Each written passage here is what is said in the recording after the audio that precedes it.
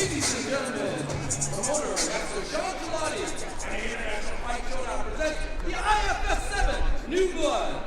This event is sanctioned by the California State Athletic Commission with Dave Russellman representing George Scott, Executive Officer. The judges for tonight's bout are Dave Mendoza, Dr. Nelson Hamilton, Chris Adrian, and our referee, Jed Nopli Shirpai. Our timekeeper, Willie Ariola. Our medics are Dr. Tony Hicks and Dr. Leandro Gaddis. And folks, now it's time to see who's king of the ring! This bout is scheduled for 3 2-minute rounds in a super bantamweight division. First in the blue corner, he's age 18, standing 5'8", weighing in at 120 pounds, with a record of 3 wins and 0 losses. He's wearing red shorts, trained by Julio Trana, Sr. and Jr., representing Six-On Muay Thai. Out of Van Nuys, give it up for the man called Edwin, the blind assassin.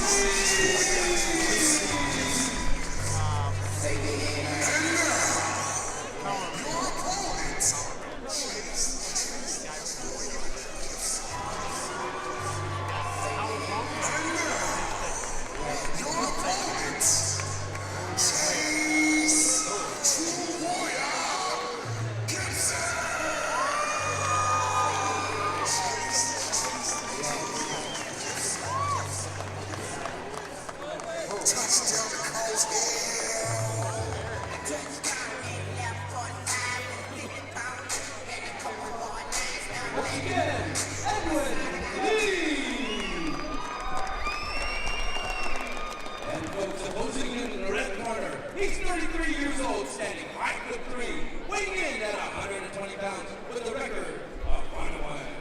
Wearing black and red, trained by Dan Megan and Nopli Shirpai. Fighting out of Muay Thai School, USA in North Hollywood. Give it up for Foreign Goon!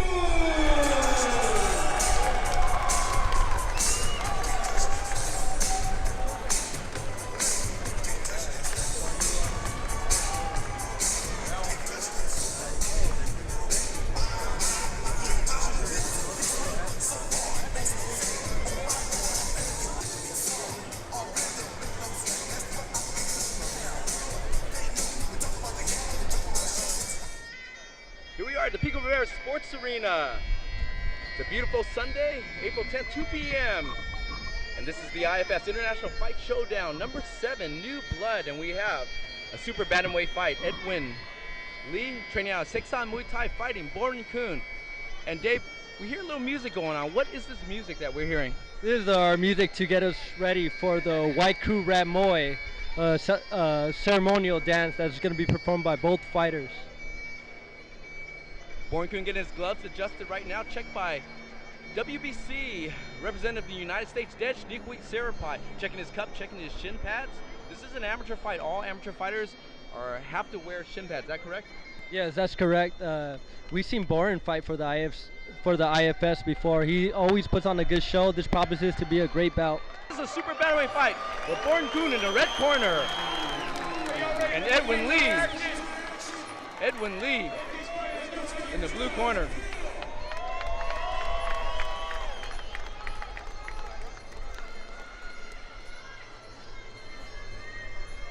Born Kun's fought a couple times at the IFS. He's fought a couple times. Here we go, the fighters touch gloves. Oh, a little slip there. Dej Nopli calls it a slip, waving the hand low. Boren known to be an aggressive fighter. Gonna start off pressing the action.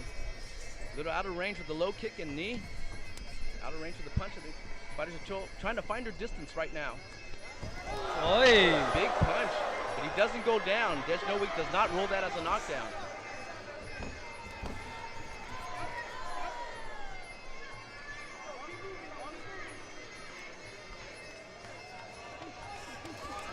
Oh, big hands there by Edwin Lee.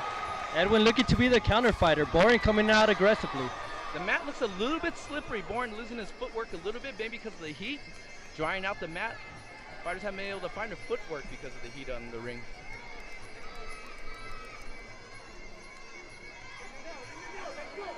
Seems like both fighters know each other's power, so they're a little bit more cautious. Push kick. Strong kick. Strong kick by Boren. Coming in up and clinching up right away.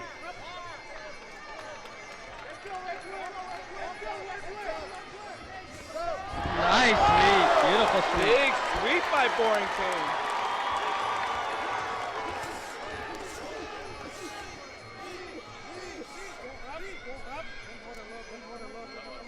Looks like we had a low blow.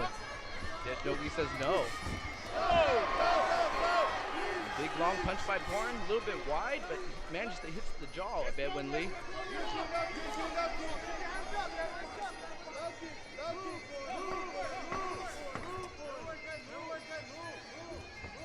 Edwin looking to be more of a counter fighter. Boren coming in straight, delivering a hard knee. And that's the end of the first round. Dave, what do you think in a fight like this, huh? What do we have to do? For the fighter. I see Boren going in the same way. He has to be aggressive. Edwin has to use his distance, use his combination, set something up.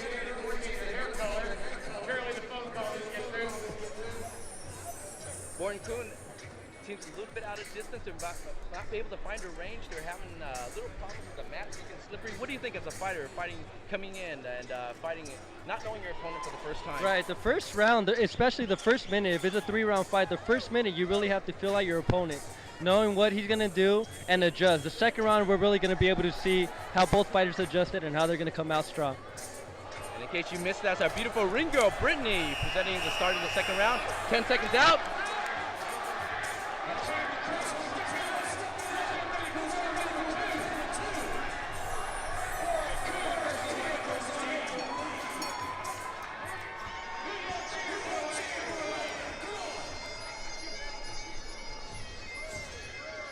Still a little bit out of range. Not finding a range yet.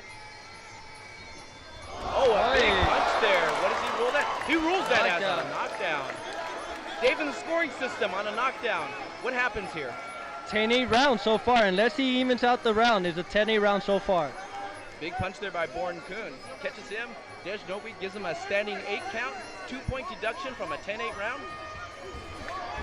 Boren comes back with the strong punch, trying to go with what working.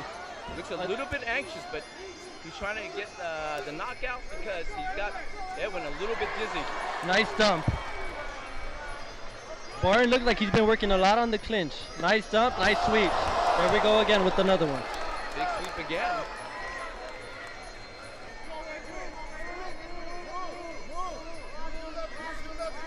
Edwin really needs to start using his distance. A big lead right hand by Boren Coon.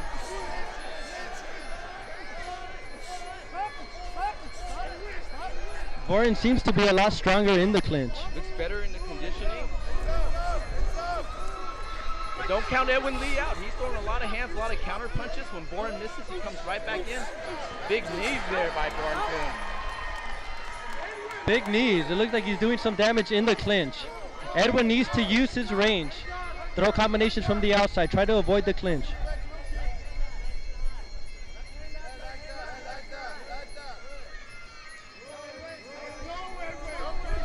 Big punches there by Boren Coon again. He seems to be setting up with the hands to get in range to throw those big knees. Let's talk about the conditioning here. It looks like Edwin Lee breathing a little bit out of his mouth. Yes, I think those knees to the gut are really starting to affect him now. Oh, and that's the end of the second round. What do you think here, Dave? So far in the fight right now, in terms of fight strategy, if you were the corner man, with Edwin Lee, what would you do? With Edwin Lee, I would tell Edwin Lee, use your hands, use your combinations.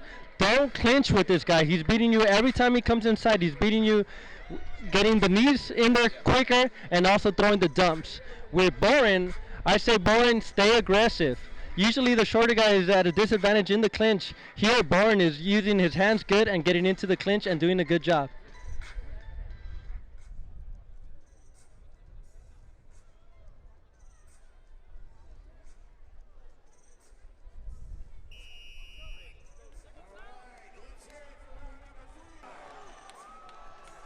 If you stay on your feet like this. This is the third and final round. Both fighters hugging each other, touching gloves. This third round could decide it. Edwin really needs to pick it up. He needs to score a knockdown in order to win this fight.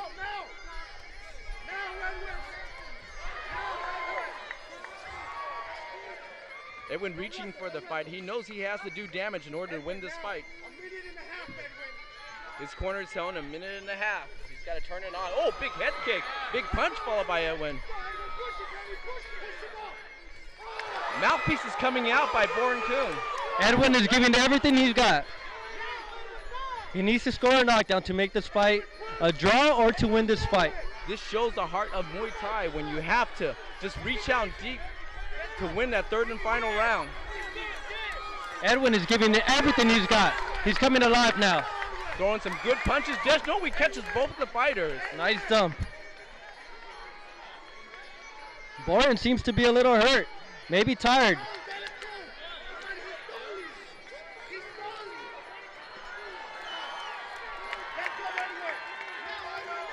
Oh, a big punch by Boren Kuhn. Overhead right.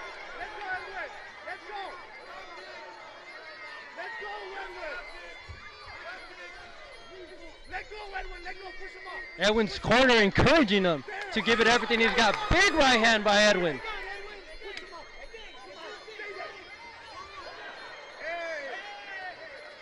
This shows the heart of Muay Thai. Who wants it the most? Let's go, Edwin. Throw that kick.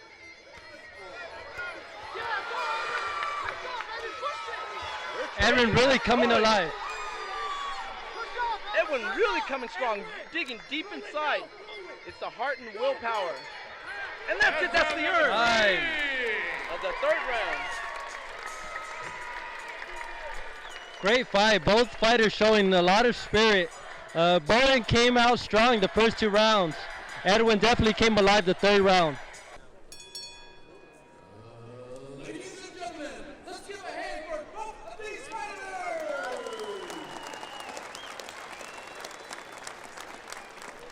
After 3 rounds of exciting Muay Thai action, we go to the scorecards.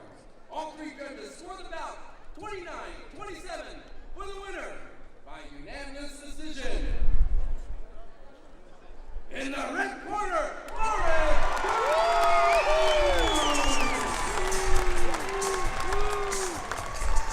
Folks, give a round of applause for his opponent, Edwin Lee. Good job, guys.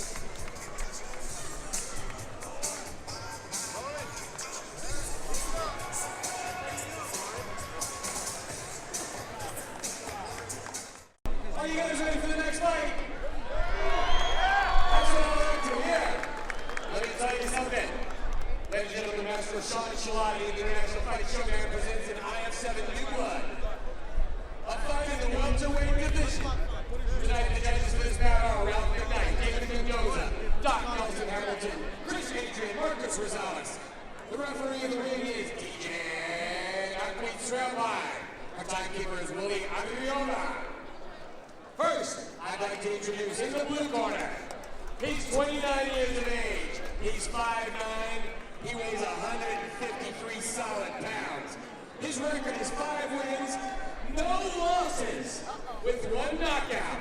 He's wearing yellow and black shorts. He's trained by Walter Sleeper Mikulowski out of Sikadong, LA, in Pasadena. He is Sinai Luna!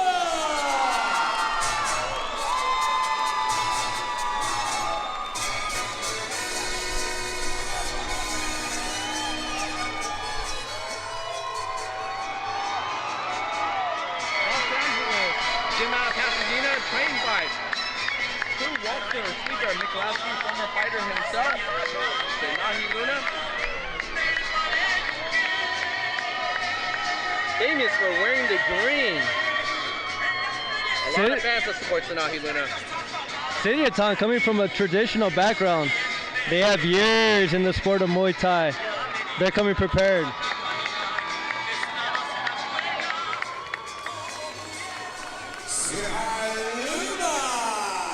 His opponent, fighting out of the red corner. He's 21 years of age. He's 5'10", weighs in at 153 pounds. got a record of 3 wins, 1 loss, with 1 devastating knockout. He's wearing red shorts. He's trained by Toby Greer at True Warrior Fitness in Hollywood. He is Mr. Chase Gibson! Chase Gibson training out True Warrior Fitness, trained by Toby Greer. Toby Greer, Muay Thai and mixed martial arts fighter, has a gym out in Hollywood. Brings a lot of action to the game. A lot of his fighters, they just want to come and fight. And Dave, what's the situation for a fighter when they prepare to fight? I mean, is it all physical? Is it mental? What is the idea behind a fighter? I would say half. Half of it is mentally. You got to be mentally prepared to go engage in battle. Physically, of course, being the other half. If you're not prepared physically to fight, you're not going to do it. Toby Greer has fought against many great fighters. Also against Thais with a lot of experience. He's ready to. He's always ready, and he's prepared to fight good, to fight against good opponents.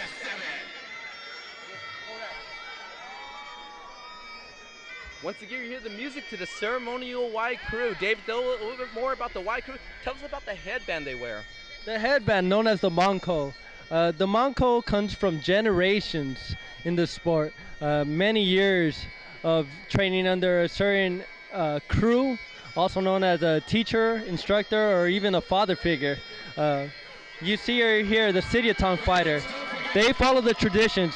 He's paying respect to his trainers and those who have come before him. The ceremonial dance, celebrating the spirits and ancestors that came before them, clearing the ring, clearing their minds, preparing for battle.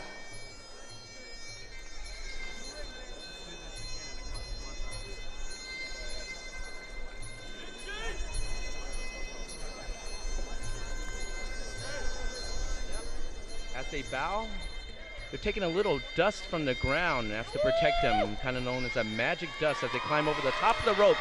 In Thai culture, the feet is considered dirty, the head is considered holy. So they climb over the ropes, making sure their head is not lower than their feet. Walking around each corner, sealing off the spirits of each ring, walking in concentric circles, bowing to their ancestors, their teachers, their instructors, whatever particular religion, and just paying respects. All in all, helps fighters relax.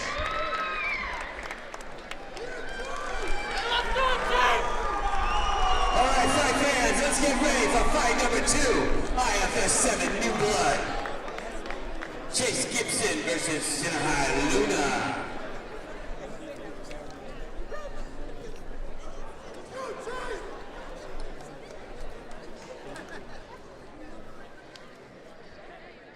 Just know we give the final instructions again. Again, all fighters have a rules meeting at the back locker room. He wants to give the final instructions. Once again, remind them to keep their hands up at all times. Where's my Sinahai fans? We got them? Come on now. Where's my Chase Gibson fans?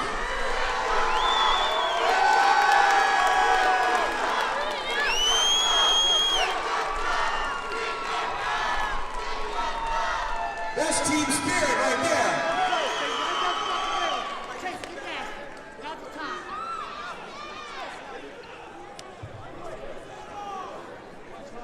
Beautiful day here in Pico Rivera Sports Arena. It's kind of like it's known as a bullfighting ring. This is kind of like a modern day gladiator. Round number 1.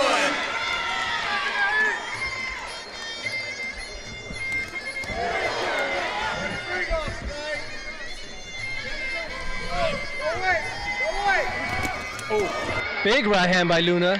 both these guys are throwing with a lot of vindication. They want to establish the pace and power during the first fight. Traditionally, fighters come out in the first round filling each other out. This being a 3-round fight, the fighters are going at it from the start. They have no fear, no respect for each other. They are very confident in their training, and that really shows. Their coaches have prepared them well. Both trainers, ex-fighters.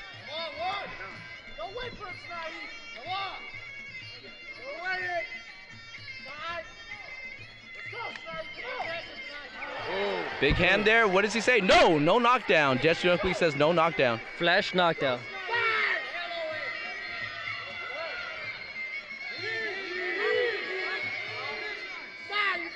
Fighters clinch, they break away.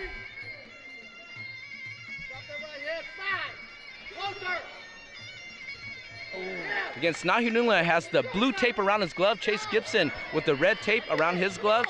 Even though they were both wearing red gloves, you can identify them by the color tape that are around the gloves.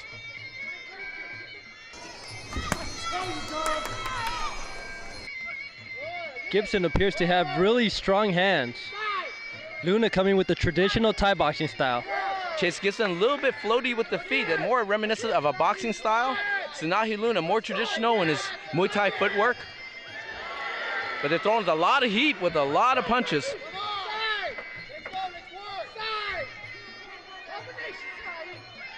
Dave, at this point as a fighter, would you be more cautious to know what your fighter has? Or because it's a 3-round fight, you have to make a mark early? The first 30 seconds, minute of the round, you have to be cautious. After that, you got to pick it up. You can't afford to lose any rounds.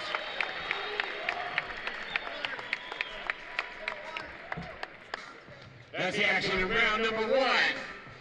Sinahai Chase going at it today. Snahiluna training at Showdown USA. His cornerman Walter Sleeper McCloskey giving him last-minute instructions once again. Don't forget, fans, it's time to vote. Showdown is known for their clinch. I see them coming out the second round, really picking up their clinch, especially against a strong boxer. Don't forget, everybody, raffle tickets are available outside, $5 a piece. Big time prizes. Chase Gibson once again trained by True Warrior Fitness. Toby Greer, gym located in Hollywood. Fighters have to really watch. As a cornerman, Dave, what would you do in terms of giving your fighter instructions? This being the first round was pretty even. I would say both of them have to pick it up. Both fighters need to dig deep and win this second round.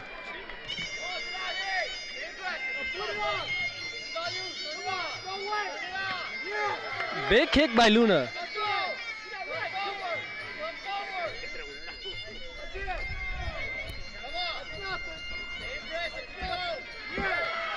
Save your beer.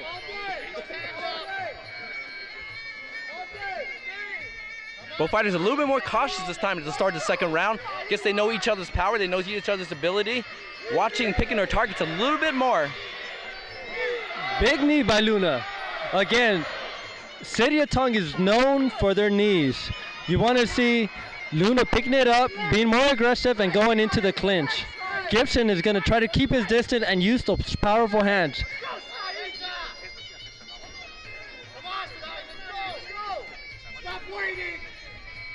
Chase really trying to use that left hook. Again, both fighters falls into a clinch.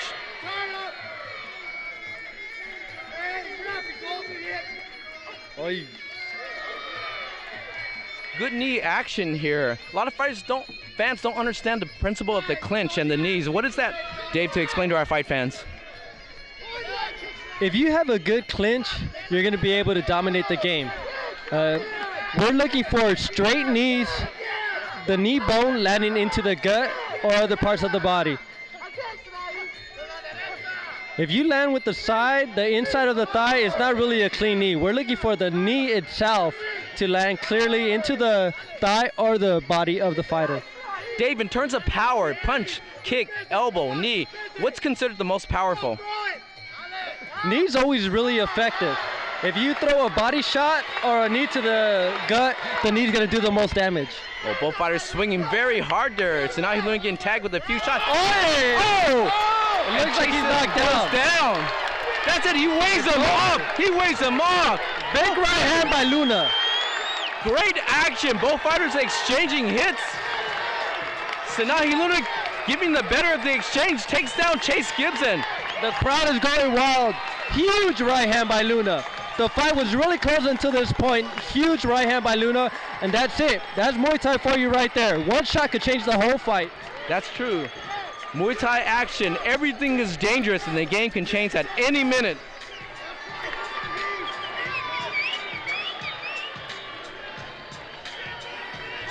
Now we're always concerned about the fighter's safety. Two doctors in the ring. Tony Hicks and Leandro Gaddis are checking out our fighter. Make sure he's able to come back up.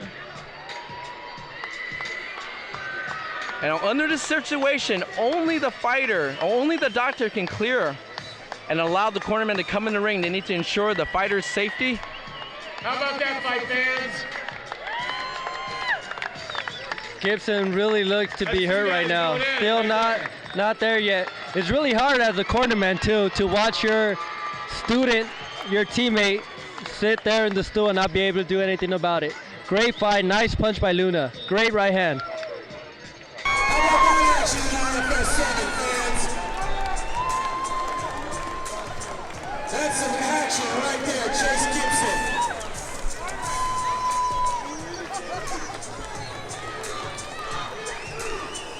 So now he Luna. Ladies and gentlemen, after fantastic Muay Thai action, we have here in the ring to present the award a fantastic celebrity from many movie appearances, including Game of Death with Bruce Lee, Mr. Mel Novak.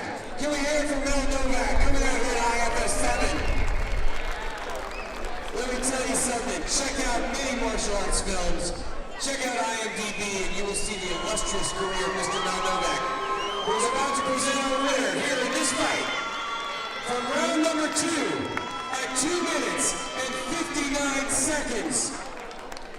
Fighting out of Showdown, LA, winning by now,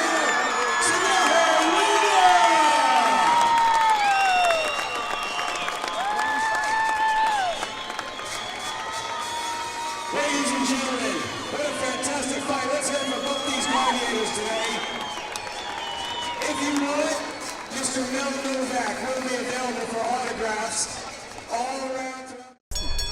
Ladies and gentlemen, promoter Master Sean Gelati and the International Fight I have Showdown 9 minutes presents left on the the tape. IFS07 New Blood. This event is sanctioned by the California State Athletic Commission with Dave Rossman representing I got 8 minutes Executive left on my Officer tape. George Dodd. The judges are Ralph McKnight, David Mendoza, Doc Hamilton, and Chris Adrian. And our referee, Tej Noki Sirapai. Our timekeeper, Willie Ariola.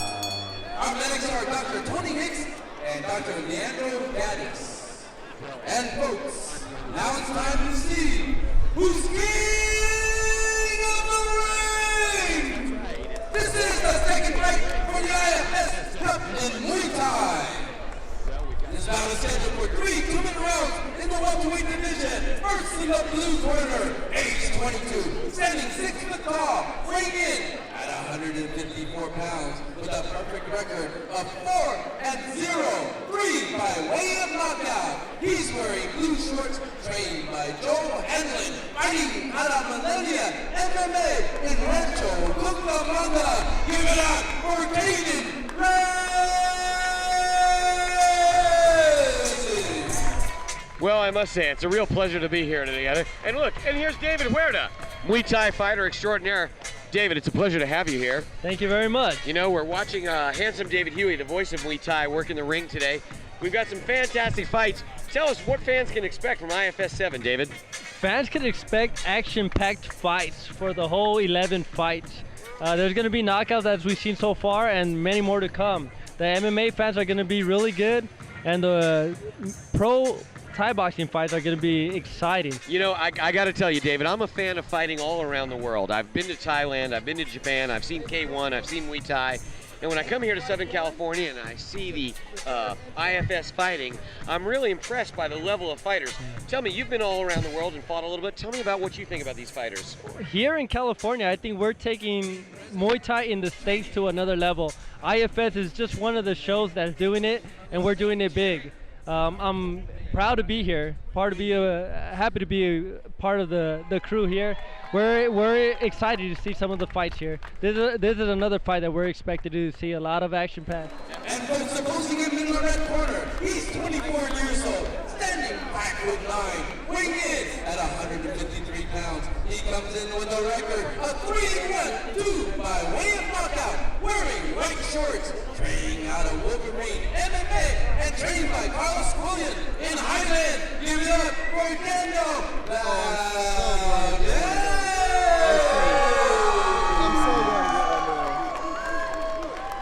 Well, once again, Daniel Valdez fighting out of Wolverine MMA in Highland, trained by Carlos Quillan. This is really going to be an exciting fight. I know Caden Rezick, fighting out of Rancho Cucamonga, has really been looking forward to this fight. Right, both fighters come with a good record. Daniel comes in with 3-1, and Caden comes in with the undefeated record of 4-0. Should be a good fight. So David, when a fighter comes in with an undefeated record, do you feel like there's extra pressure on him? Is he feeling that pressure to try to keep that 0 in the loss column? You feel some pressure, but more than anything, you're confident of what you've been able to do, and I think his confidence is going to be able to show tonight. Well, it's going to be really interesting to see what happens here. We got confidence going up against a guy who thinks he can't be beat. Ladies and gentlemen, IFS7 New Blood, proud to once again bring you the hottest in MMA and Muay Thai action in Southern California. From some of the cornermen wetting down the ring. It's a hot day here. Looks like the ring's a little bit slippery. They're trying to wet this down. There's a lot of power going to be thrown here. A lot of fans equal in each ring. Wolverine MMA from Daniel Valdez. Caden Rezick fighting out of Millennium MMA. Trained by also one of his coaches. By William Zerapai. But no, we're actually keeping the canvas cool. Right out here, this canvas gets hot as heck, if you will. And these fighters are really standing up to it. Barefooted. It's a warm day here in Pico Rivera.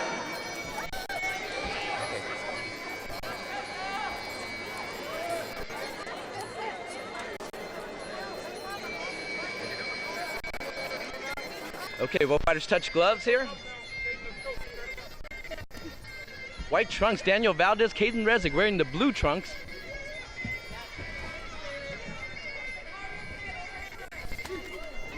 Big right hand by Daniel.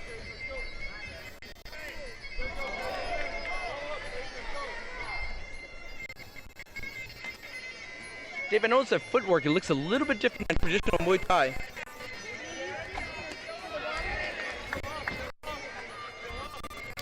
Strong clinching right away with strong knees. Filling out process in this fight. And both fighters have knockouts for their wins. We have Caden that has 3 knockouts out of his 4 wins, and Daniel who has 2 out of his 3.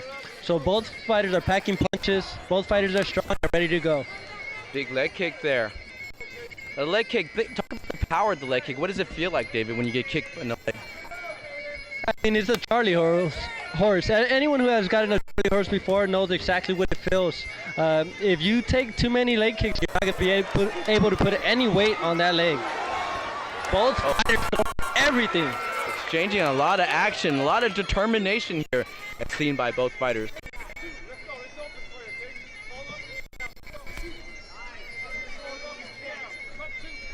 Caden going in with his hands down. He has to be careful not to get caught with any shots. He's got to be very careful about that. Big hands by both. Neither fighter holding back. Final 10 seconds there by the referee. Timekeeper, Willie Areola.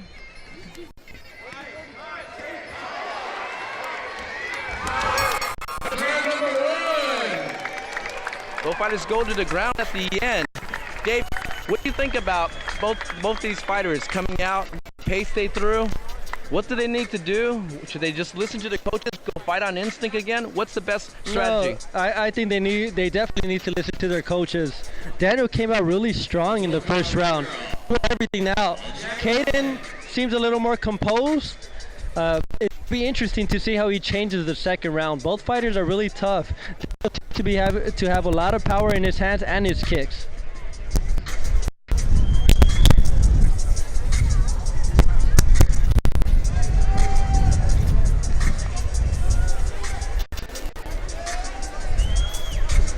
Now, David, when you're fighting inside the ring, are you able to hear your corner? Are you able to hear the instructions from them as you're fighting? Yes, you're pretty much only able to hear your corner. I know a lot of these guys have a lot of fans that come out, but you're mainly able to hear your corner. That voice stands out above anyone else.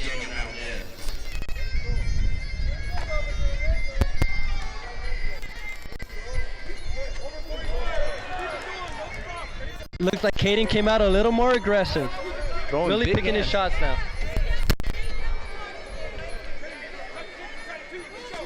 Oh, they asked for a leg kick and they got it. Daniel's corner, they said he listened, he executed.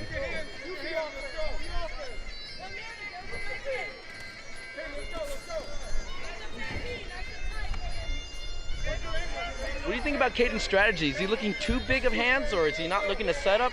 Caden seems like he's trying to use all his weapons to set something up. The problem is Daniel's coming out very strong. You need to pick it up. Big knee by Caden.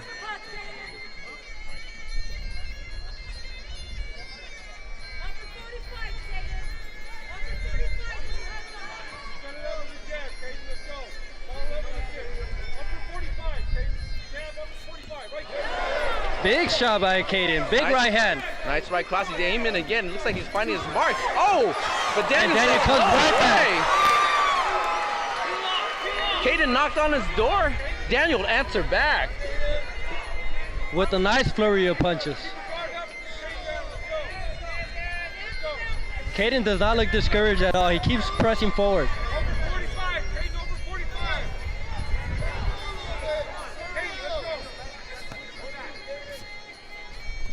Dave, what do you think? Are they head hunting too much? Are they aiming for the knockout shot too much? Because Muay Thai is the science of 8 limbs. Exactly what I was thinking. I think both fighters are telegraphing too much. They want to come out with a big shot. They need to pick their points and break the opponent down. That's round number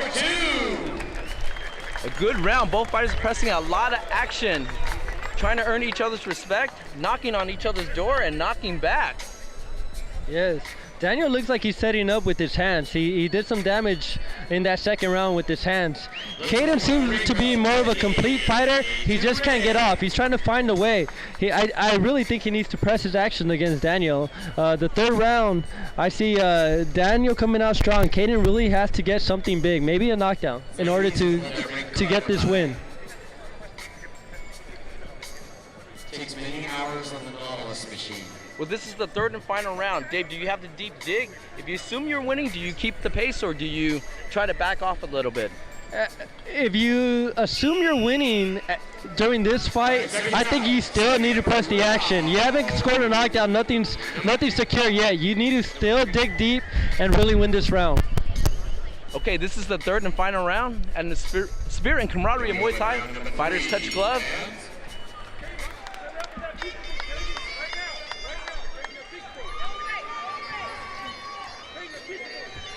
It could boil down to this third round in the eyes of judges. You never know how they score. I agree. Look for both fighters to come out strong. Daniel seems to be pressing the action. Strong right kick, strong right hand. Looking for the dump in the clinch. Good combination. He kicked low. Follow up with a 1-2 combination.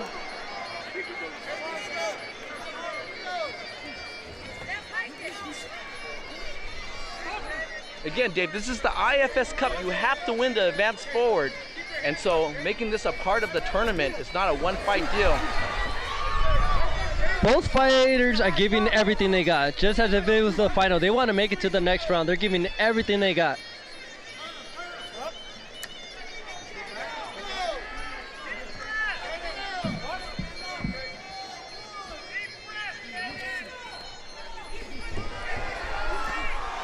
Again, they're digging very deep, loading up with every punch, trying to look for a knockout. Daniel swinging that right hand, heavy right hand. If he connects, that could be lights out. Oh! Spun himself around with such tremendous effort.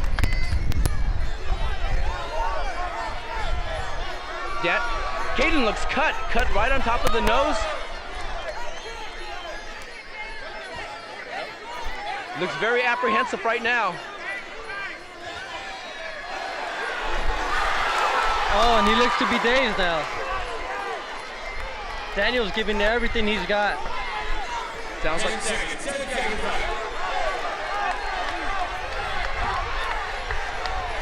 Big knee by Caden.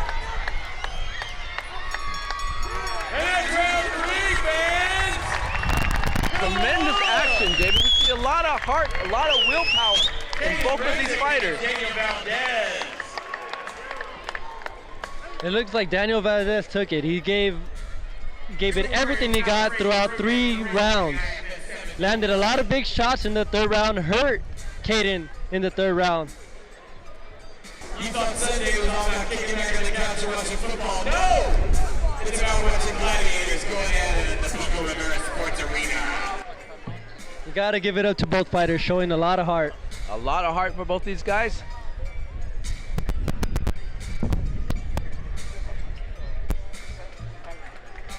Who do you think that? Blue corner, huh?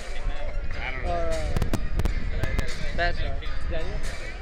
You got Caden and Daniel. Yeah, Daniel took that. Who do you think won? Daniel. Yeah. Daniel won. All right, who y'all think won that fight? Come on now.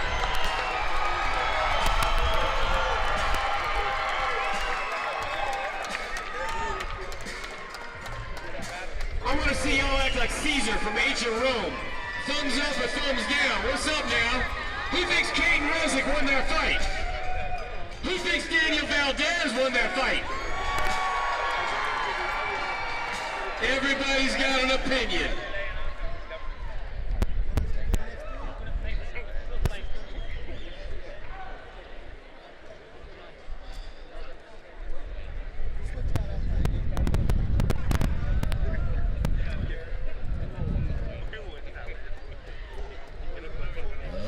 Ladies and gentlemen, let's give a round of applause for both of these fighters!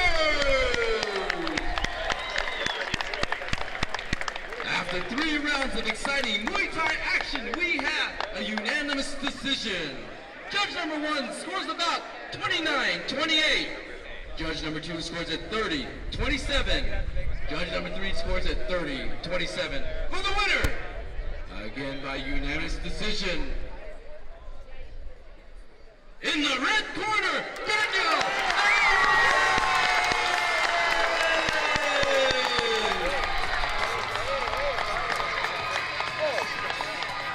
And folks, give it up for his opponent, Caden Ramsey.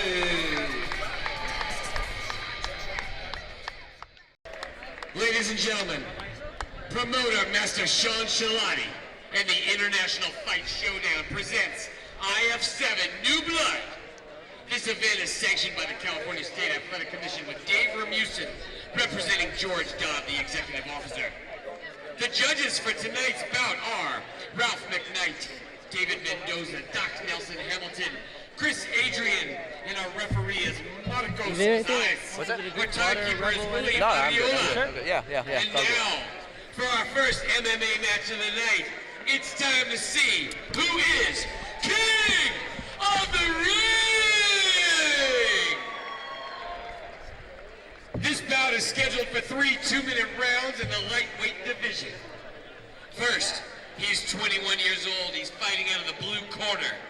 He stands at 6 feet tall. He weighs 153 pounds. He's got a record of 3 wins with no losses. He is what we call undefeated. Wearing white shorts. He's got fighting out of Buena Park, the all-in MMA, trained by Eddie Cha. He is Andrew Taser Choi!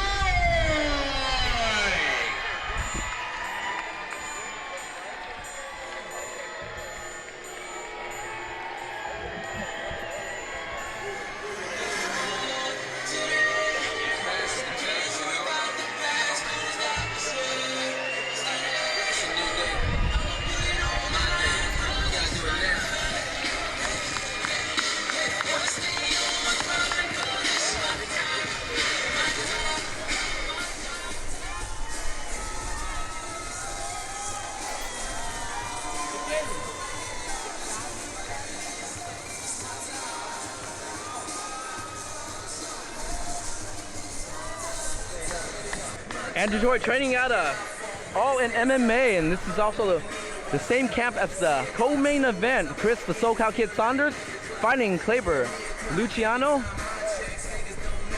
trained by Master Eddie Cha. Looks very, very determined when he stepped in here. Tall fighter, 6 foot tall. Dave, is there advantage to being a 6 foot tall fighter fighting MMA? MMA is difficult. If he's in the clinch, he definitely has an advantage. Usually for MMA, it's not a big advantage. It's easier to take you down. He stands 5'8" and 155 pounds. He's got a record of 4 wins and 0 losses. Also undefeated, fighting out of a black belt judo, trained by Polo Gazzi Jr. from Gazzi Academy in Huntington Beach. He is Christopher El Mexican Peña. Chris Peña, it seems like he has as much fans as he has anti-fans. Yeah, it looks like Andrew Choi is the heavy favorite today. Let's talk about the fans. You know, does it really help you at any point? Does it bring any energy out of you if you have a fan base behind you? It does. When the fight's close or you're behind and you have that crowd behind you, you don't want to let them down. You're going to pick it up.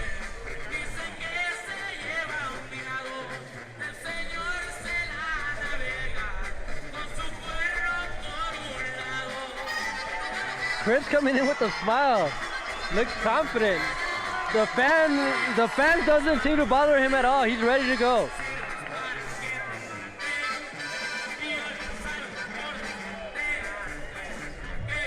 Dave, talk a little bit about the difference between Muay Thai and mixed martial arts.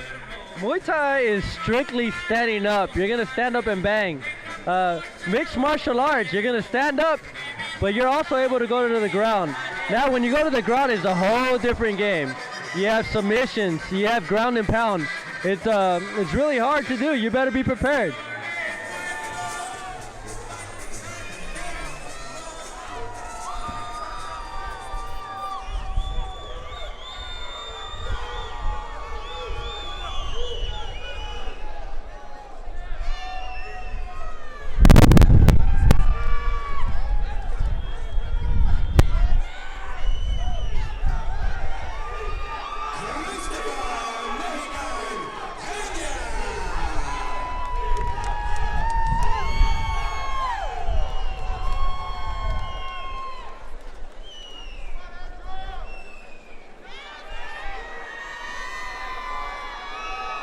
This is the first bout in the MMA tournament tonight.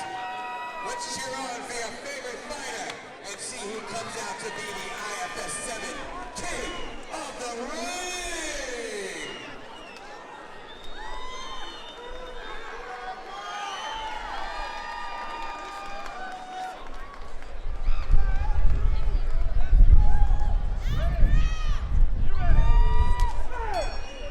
Here we go for the first round. Fighters touch glove. Oh, they start out strong.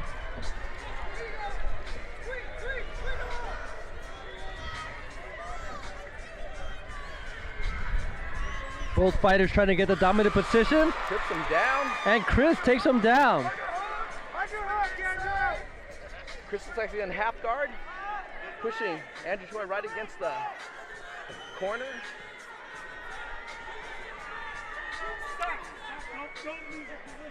The ref stops them, and he's gonna move him towards the center of the ring. That's Marco Rosales, referee, resets him, instructs him not to change positions as he repositions them in a better spot.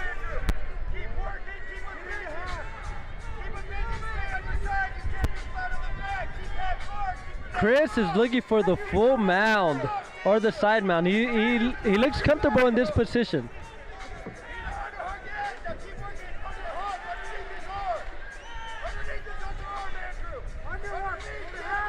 Now what Chris is looking for, he's either going to try to get that left leg. Oh, and they're back on their feet.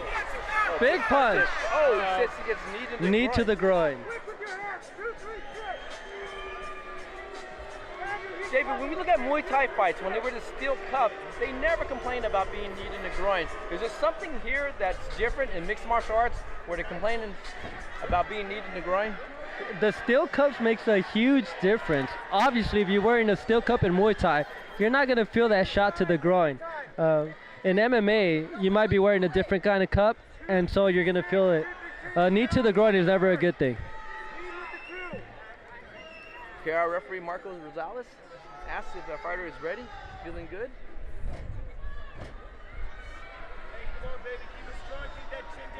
Choi showing a lot of heart. He's ready to go. Okay. Christopher says, I'm sorry, and they're going to resume the action.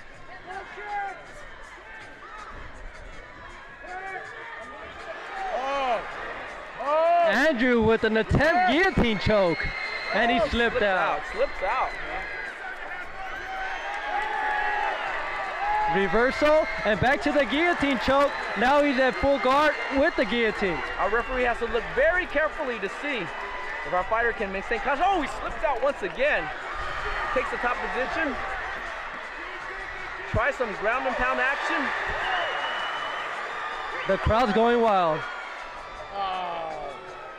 Unfortunately for the ropes, our referee has to reset the action. He has Round number 1. stand back up. That's the first round action here. Once again, let's welcome our beautiful ring girl, Brittany, to the ring.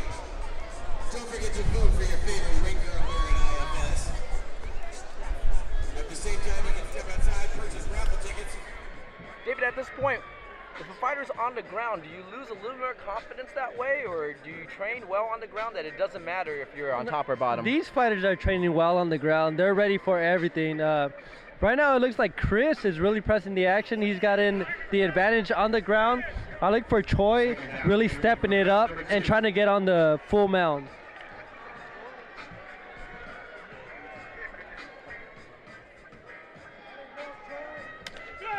Let's give it up for Christopher Payne and Andrew Choi. Come on now. Second round action resumes. Looks like Christopher wants to go for the takedown immediately. Both fighters trying to get advantage in the clinch.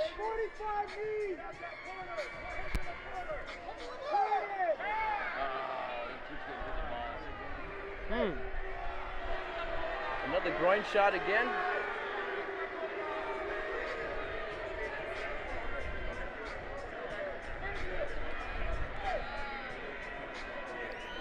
The crowd not happy with either getting hit or being the hitter. Not quite sure which at this point. Fighters get very excited. Sometimes in the clinch they don't know the range. And so it does happen. Again, he's warned this is the second time. What would happen if it happens for the third time, or if it happens intentionally, David? The referee can give him a point deduction. If he sees that it's intentional, it could lead up to a disqualification. Neither fighter wants that. Okay, yeah, both fighters want to earn their mark here. Something flies out of there. Oh, kick, spin, kick. Unlike in Muay Thai, if you fall down after a kick, they'll come after you.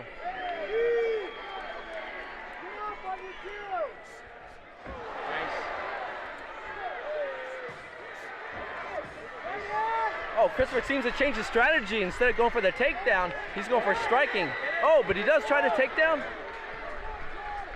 Choi seems to be picking it up. Has to be a little more aggressive. He's trying to meet Chris. He pulls guard.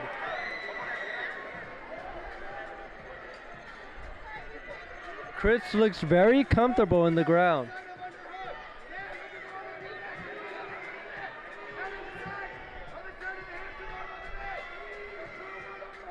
Choi has open guard. Chris advances to half guard or half mount. Now looking for full mount, and he has his back. Oh, Choi moves.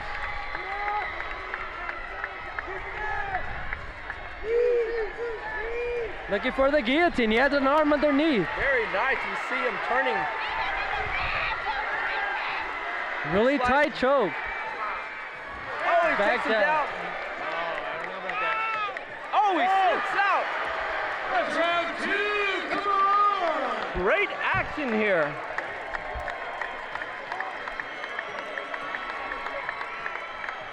It looks like it's all up to this third round now. Both fighters giving it everything they got.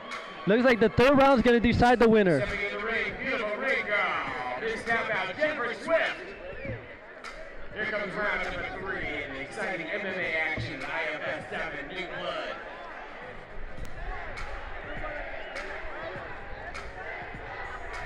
Again, in these 3-round tournament fights, it can always boil down to the third round. Dave, you see anybody with an advantage or something they should work on for this third and final round? I see Chris with a slight advantage. He seems to be the more aggressive fighter on his feet, and when they go down to the ground, he seems to be very comfortable on the ground. Andrew Choi has to really pick it up. I see him looking for takedowns and ground and pound. Well, this is the third and final round. A lot of love and spirit and camaraderie in this sport. But in between that bell ring, they're going to try to knock each other's heads off.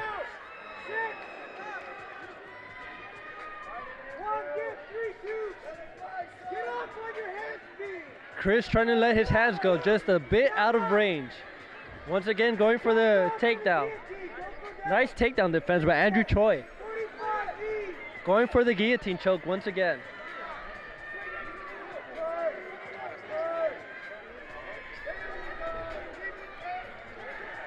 Chris once again gets the takedown. He's really cranking it. Again, our referee has to look very carefully to make sure our fighter is still conscious. Having the hand inside of the guillotine choke, he should be safe. And there he goes, he pops his head out. Good thing. Dave, talk a little bit about fighting in the heat, sweating. Does that help you slip out of certain locks? It definitely does. If you're dry or you have a gi, it's easier to get the submission. Once you're sweating and you have no gi, it's easier to slip out of the submission. Do you feel at this point where the fighter's body are sweaty, should they not go for submissions or should they go? No. They should definitely still be going for the submissions. Once you lock a submission in tight, it's going to be nearly impossible to get out of it. Chris is going with the knees and going for the body shots. At the same time, he has the guillotine choke. Very dangerous for Andrew Choi.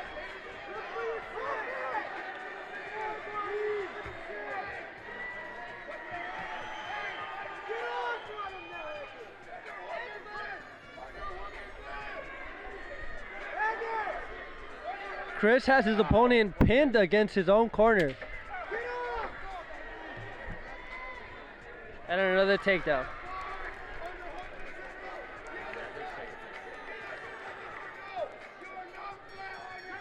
There you go, round number 3, that's the fight. That is the end of the round. Christopher Ghazi very confident standing in his corner. Andrew Choi walking a little bit fatigued in the back. Still looks good, still looks strong. The fight can go either way in the eyes of the judges. Chris was pressing the action the whole time, got a few takedowns. Andrew gave it everything he's got, a few submission attempts. Should be a close fight. Dave, the judging in this system, the scoring system, is still on a 10-point must system. Explain to us, what is the 10-point must system? 10-point must system means you get 10 points for winning the round. If you lose the round, you get 9. If you get dropped in the round or completely dominated during that round, you get 8.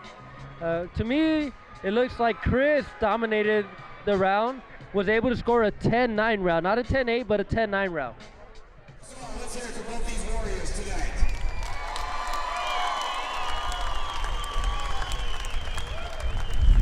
Can I ask Art Jimmerson up to this ring, please? Art, where are you? Where's Art at? Art? Where are you, Art? Art, you may recognize from the first UFC competition at all. Famous for fighting with one boxing glove, fighting Royce Gracie, and now scheduled to fight Royce Gracie again when? August. Art in Brazil, fighting Royce Gracie. Art will be presenting the trophy today to our first MMA winner. Ladies and gentlemen, let's hear it for both these guys. Let's hear it for Andrew Choi and Christopher Pena. We have a unanimous decision. Judge Ralph McKnight scores it 29-28. Judge Doc Hamilton scores it 30-27. Judge David Mendoza scores it 29-28. For the winner of the first MMA tournament competition here at IFS07, in the red corner, Christopher.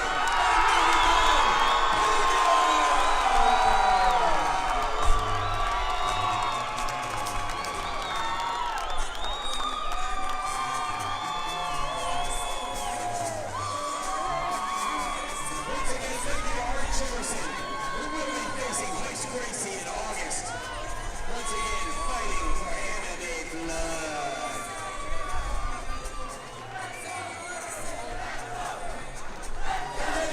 to both fighters, Andrew Choi and Christopher Pena. Ladies and gentlemen, promoter master Sean Chilati and the International Fight Showdown presents to you IFS07 New Blood. This event is sanctioned by the California State Athletic Commission, with Athletic Commissioner Dave Russman representing George Dodd, Executive Officer. The judges are Rob McKnight, Dave Mendoza, Doc Nelson Hamilton, and our referee, Marcos Rosales. Our timekeeper, Willie Ariola. Our medics, Dr. Tony Hicks and Dr. Leandro Gaddis. And folks, now it's time to see the second bout of the IFS MMA Cup, and who is the king of the ring? This bout is scheduled for 3 2-minute rounds in the lightweight division. First in the blue corner, age 25, standing 5'8", weighing in at 154 pounds with a record of 2-1. Wearing black trunks, trained by Alexis Aquino, fighting out of Club 15 in Costa Mesa. Give it up for Adam Rodriguez!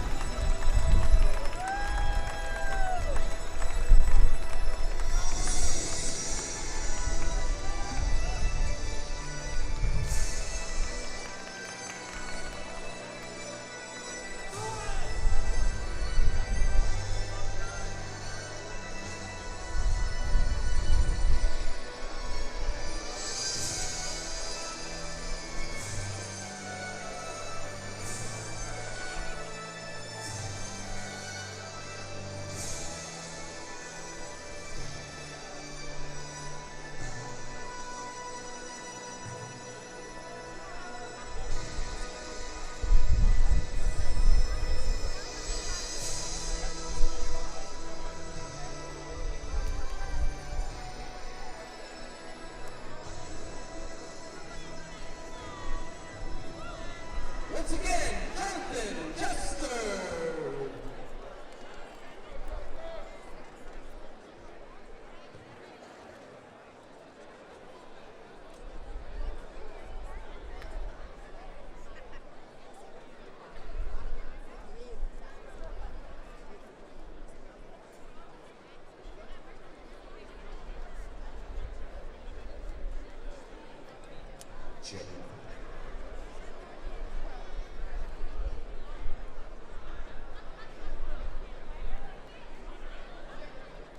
Not since the days of Roman gladiators have two men entered the ring and faced off in a combative contest like you are about to see. IFS07 New Blood is proud to present MMA fighting.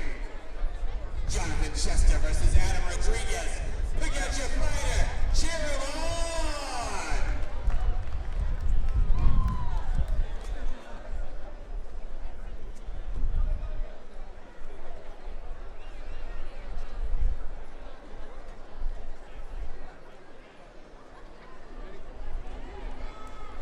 Go!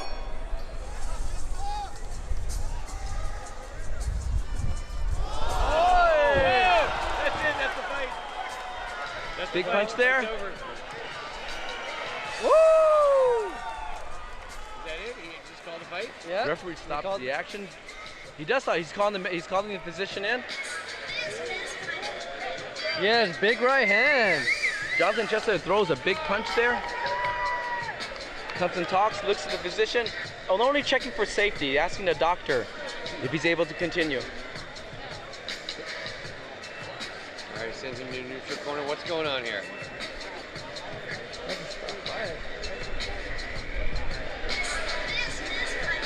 We had some confusion in the ring. The referee stopped. All right, ready? There it is, and the fight's over. Waves off the fight. That's the fight? He waves off the fight, our referee. The referee. And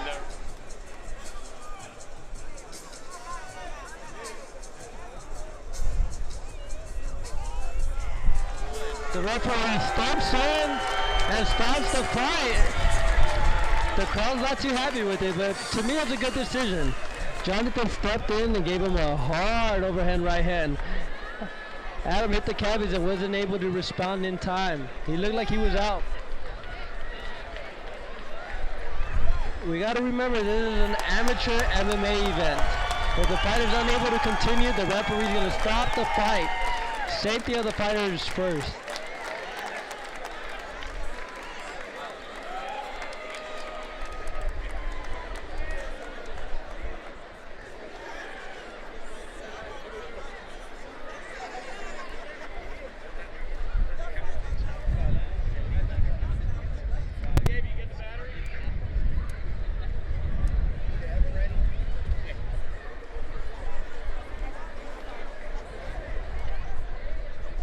That's about the fastest fight I've ever seen in IFS tournament history right there.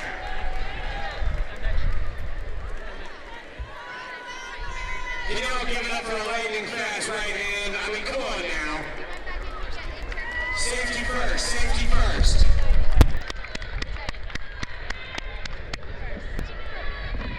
Ladies and gentlemen, before I announce the winner, we have presenting the trophy.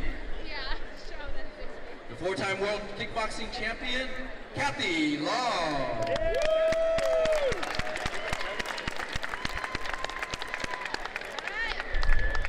Ladies and gentlemen, after 15 seconds of the first round, our referee, Marcos Rosales, stopped the fight for the winner by way of knockout in the red corner, Jonathan Chester!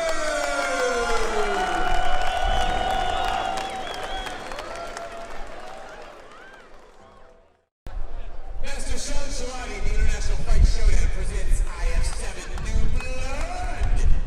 This event is sanctioned by the California State Athletic Commission, with Gabriel Houston representing George Dodd, Executive Officer. And I'm proud to introduce to you that our judges are Ralph McKnight, David Mendoza, Doc Nelson Hamilton, Chris Adrian, and our referee is Marco Rosales. For our next MMA bout, featuring in the lightweight division, he's 5'9", he's 25 years old, he weighs 154 pounds. He's got a record of 3 wins, 1 loss with 1 knockout. He's wearing shorts with a black and red stripe. He's trained by Carlos Quilon out of Wolverine MMA in Highland. He is Brian Totos! Brian Cutts is a lot of fan training out of Wolverine MMA. Carlos Quilon, relatively new gym. Carlos with his Wolverine gym out in Highland. Carlos is an ex-fighter of Colin Oyama, so you know he has some experience training with good teammates. Brian Cutts IFS has a lot of fans. A lot of people looked at the post and said, this guy's got the best tattoos.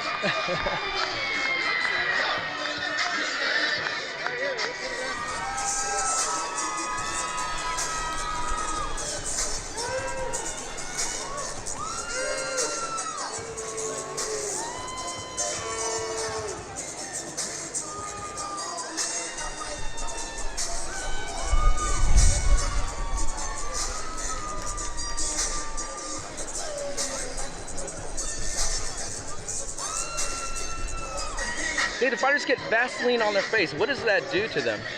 It mainly prevents the cuts, and it also helps to have some of the punches slide off of your face.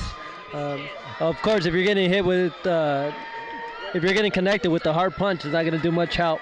Carlos Keelan is an ex-Muay Thai fighter and an ex-MMA fighter. He was an amateur Muay Thai champion and was undefeated in MMA before injury.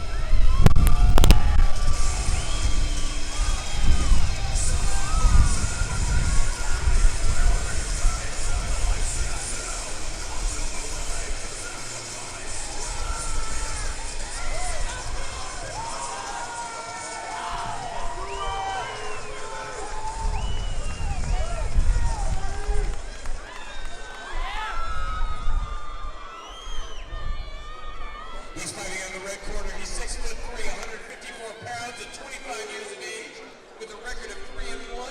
He is fighting at a True Warrior Fitness in Hollywood, trained by Toby Greer. He is Jason Foster.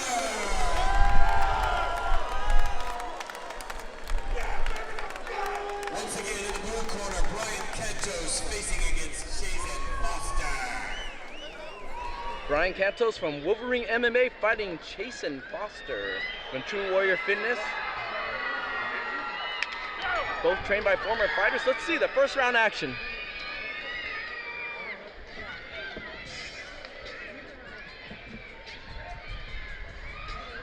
Put that jab, Brian. Put that jab in his face. Fighter's still trying to find her range. Make him miss and then go. Chasing the taller the fighter. Fake before you come in, Brian. Use your head movement. There you go. Big kick by Brian. Inside leg kick scores effectively. Hands up, Brian. Hey, Brian, get back to the middle of the ring. There you go.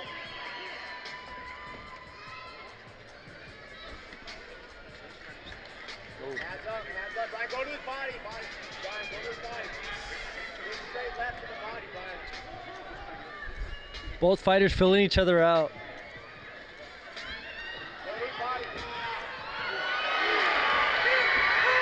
Brian setting up with the inside leg kick, then following up with punches. Now he's got him in the guillotine.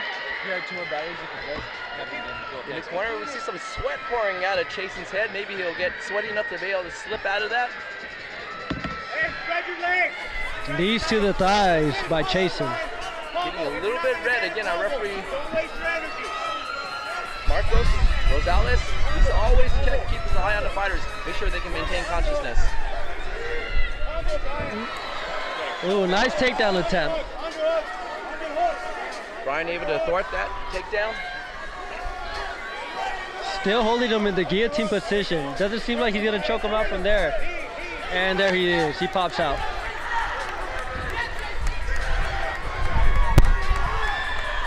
Seems like there's blood flowing out of one of the fighters. It looks like Brian Cantos is bleeding on the shoulder of Jason Foster. 10 seconds. Hands up, Brian, hands up. That's the end of the first round. Let's look at Brian. It looks like he's bleeding out of the mouth or out of the nose. I'm not really sure where it's coming from. David, the fighter's bleeding out of the nose. Does it affect the breathing in any way? It definitely affects the breathing. This forces the fighter to breathe out of his mouth. If he breathes out of the nose, he's going to end up swallowing some of that blood.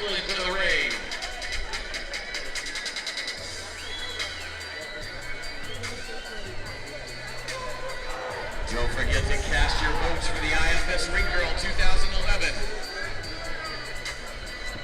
At this point, what would you tell your corner man? I mean, what would you tell your corner, David? If you were the corner man, what would you tell Brian?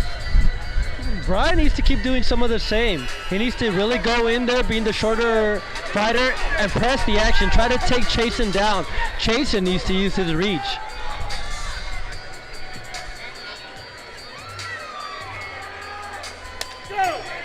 And here we go at the start of the second round. Nice takedown defense by Brian. Hey, Brian. Hit back, Brian. Hit back. Hit back. There you go. Good. And he avoids the takedown, Brian does. Walk and go, Brian. Hands up. There you go. Chasen breathing out the mouth. Hey, go to his body. Jab, straight left, big right hook. Jab.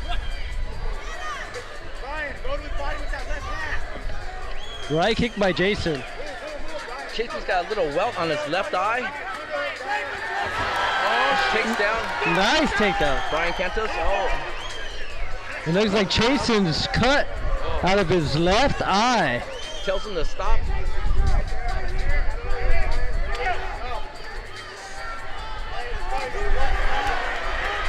Chasen really have to give him everything he's got right now. The first round was really close. He's really trying to win the second round. And he has a cut on his left eye. Big right hand. Kind of glances over the top of Brian's head. Looks like he's trying to get the guillotine. Fight those hands, Brian. Side control. Drop your chin. Don't let him get that touchdown. Fight those hands. Really going for the choke now. And he taps out. Brian Cantos taps out.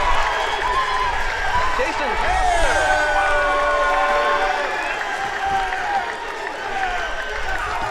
That's MMA for you. Brian looked like he was winning the first round. Chasen came out strong in the second round with the cut and was able to get the choke. Got the choke, tapped him out. Very happy, very victorious about that. The MMA action rolls hot and fast at IFS07. Round number 2 at 134. Referee Marcos Rosales stops it on a tap out by a guillotine. The match won by Chasen Foster from True Warrior Fitness.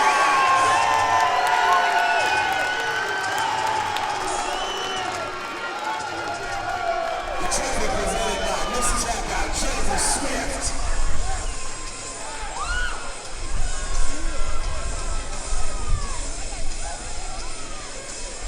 Alright fans, check it out. The MMA action, the Muay Thai action is happening fast and furious. You've got 15 minutes, a 15-minute intermission. Buy a taco, buy a cheeseburger, go to the restroom, but most importantly, go to the front corner over here, get your picture taken. Ladies and gentlemen, Promoter Master Sean Chalani presents the International Fight Showdown. IFS07 New Blood. This event is sanctioned by the California State Athletic Commission. Dave Rossman representing George Dodd, Executive Officer. The judges are David Mendoza, Doc Nelson Hamilton, Chris Adrian, and our referee, Tej Milkmeat Sirapai. Our timekeeper, Willie Ariola. And our medics are Dr. Tony Hicks and Dr. Leandro Gaddis. And folks, now it's time for the IFS feature fight, and we will see who is king of the ring! This bout is scheduled for 3 2-minute rounds in the lightweight division. First in the blue corner, age 29, standing 5'4", weighing in at 138 pounds with a record of 2-4, wearing black and red, trained by Yuki Moriuchi, riding out of Piston Gym in Westminster. Give it up for Carlos Otieno!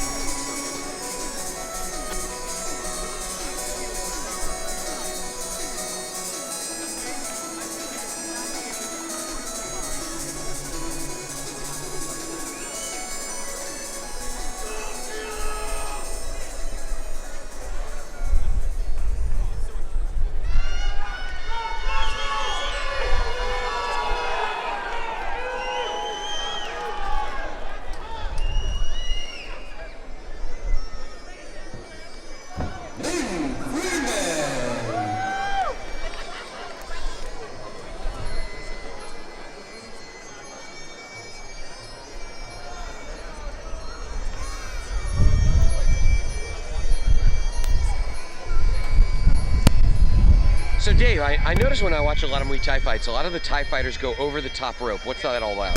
You don't want to go into the ring through the middle ropes, mainly because it's bad luck.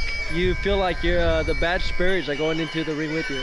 So you always want to go over the top rope. So tell me what happens. I see a lot of fighters go over the top rope, and oftentimes they go over the top rope, and there's a little bit of stumbling or falling that goes on. Is that a bad omen? Does the fighter really let that sink into them? You try not to. I mean, there's always, there's always that chance of slipping, tripping, falling on the ground, but you try not to let that affect you. The main thing is to go over the top rope. And it's such a ceremonial thing to go over the top rope. You don't think that little slip or slide really gets into their crowd? It does affect you, but the white crew and the Rat Moy, the dance part of it, really gets you back into the groove of things. Now, Dave, here's an interesting thing. The coach, John Ding Dagadang, is actually taking off the project from a fighter. And what's the deal with that? There's been a lot of commotion in the Muay Thai community about that. Yeah, there's a new rule that's being implemented by the California State Athletic Commission. Traditionally, the fighters like to wear the prajit. In fact, they feel like it's a big part of their tradition going into the ring. You feel like you're protected a little more wearing it. Taking it off, it does affect you a little bit mentally, but nonetheless, you're ready to fight. David, I understand you might have a sister I could go out with. I do, but she looks like me with long hair. And bigger testes. Whoa! Just saying. I'm just saying. Just saying. This is an IFS feature fight, not part of the tournament. Both fighters weighing in at 138 pounds. Lightweight division. Let's see what happens. Ming Freeman starts off with a strong kick.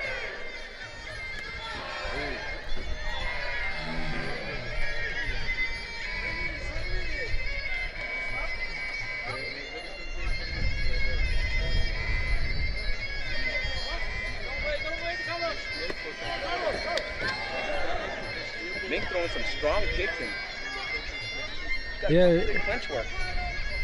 Bing is not holding back, throwing all his arsenal. Punch, kicks, knees. Looks like we have a low blow. Yes, nobody says no. No low blow, let's start the action. Oy. Great eye there by our referee, Dej Nopi Surapai. Always willing to protect the fighter and stop him from coming down. Ming with the superior footwork, nice leg kicks. Carlos not able to find a target. Big right kicks by Freeman.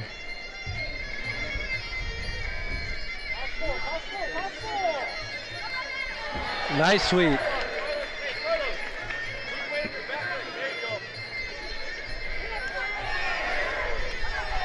Nice double.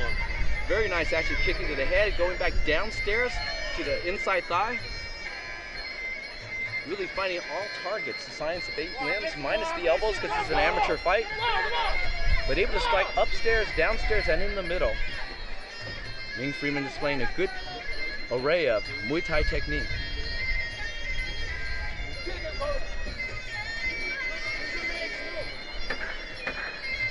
Ten seconds left. Freeman looking as though he's favoring the right side. Right low kick, right punch. And that's the end of the first round. David, Carlos looks a little bit out of range, looks a little bit hesitant, can't find his mark. What does he need to do to sharpen up his game? He needs to figure out how he's going to avoid that right kick from Freeman. Seems like as though every time he steps in, he's getting hit with the right kick. I want to see Carlos step in with punches to set up the combinations. Freeman is looking good, throwing the right kicks, really setting his timing off, messing up the rhythm of Carlos. A lot of Muay Thai fighters don't hit effectively moving backwards, but Ming seems like he's doing very well moving backwards, throwing kicks high and low, upsetting the timing of Carlos Otiano by kicking his leg and not getting his foot. Not allowing Carlos to get his footwork underneath him. Both fighters looking as though they're the same height, but Freeman is using his distance very well. That right leg is really causing a lot of problems for Carlos. Well, Carlos wants to make a mark this time in the second round. Let's see if he can change up the game. Right leg again. Now onto the clinch. Nice knees.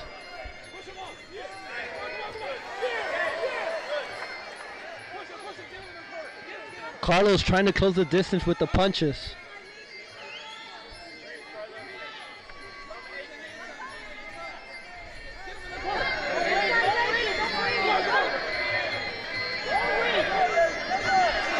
Ming puts up a nice left kick to the head of Carlos.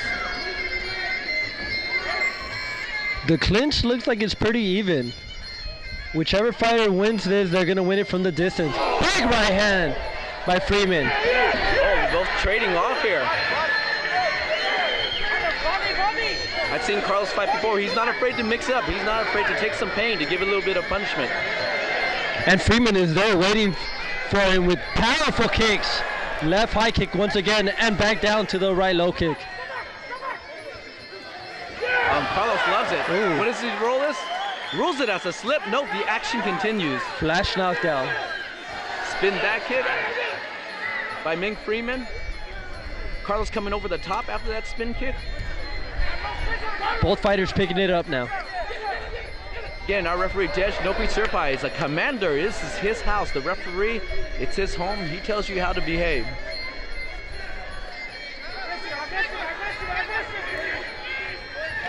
Oy. A nice setup, miss with the spin back kick and follows up with the right hand. Kind of an awkward move, but it's effective. It worked. Left high kick by Freeman once again. Clinching up, getting the dominant position, trying to land those knees. The end of the second round. Good action. Carlos looks like he loves the pain. He wants to give the punishment. Just inspires him. Once again, Dave, as a cornerman, what would you say to Carlos' corner?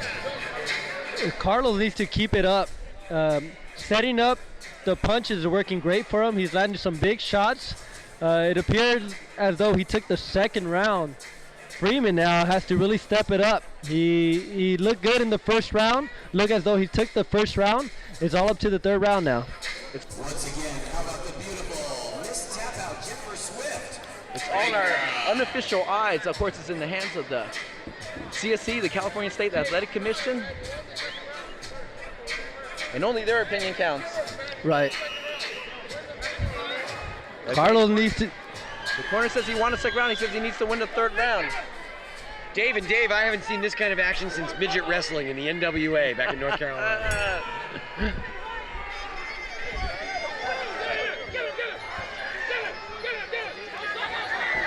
Carlos really trying to press the action. Ming working the knees. Good clinch, trying to punch over the top. Carlos is just not willing. He's relentless. He knows he's got to earn it. You know? Carlos trying to use his hands to really score his points. Freeman looks as though he's trying to kick and knee. Oh, Spinning nice back fist. Yeah, it's very nice by Ming Freeman. Fighters go onto the ground.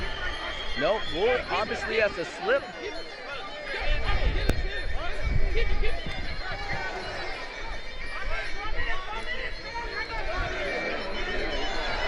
Oh, what was that? Loses the slip again. Slip. Carlos is very anxious. He needs to make a statement on this third and final round.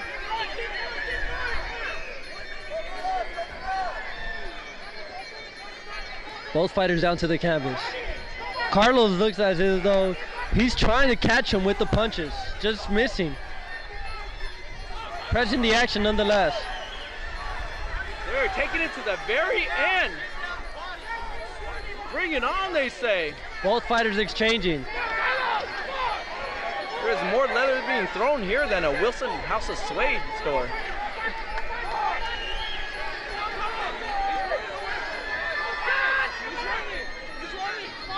This may sway the judge's decision. Carlos going forward the whole round. Freeman moving back now. Big right kick by Freeman. And big punches by Carlos answering back. 10 seconds, 10 seconds left. Last 10 seconds. This could determine who the winner is going to be. Who can do it? Who can do it? Who can bring it on? And they end on the mat. Good action, great fight. David, in your eyes, who do you feel took that fight?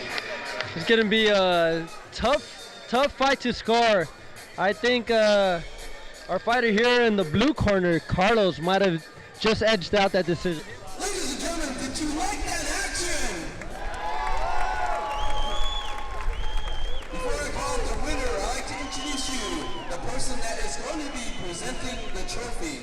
She is 600's first female champion, Frida Cheetah Gibbs, 3-time Muay Thai champion, billed as the most dangerous woman in the world.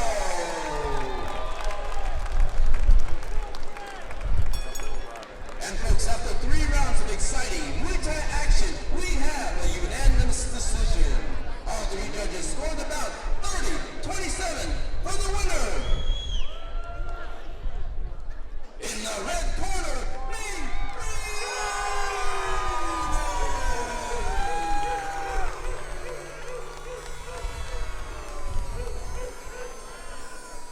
let's give a round of applause for his opponent, Carlos Otiniano.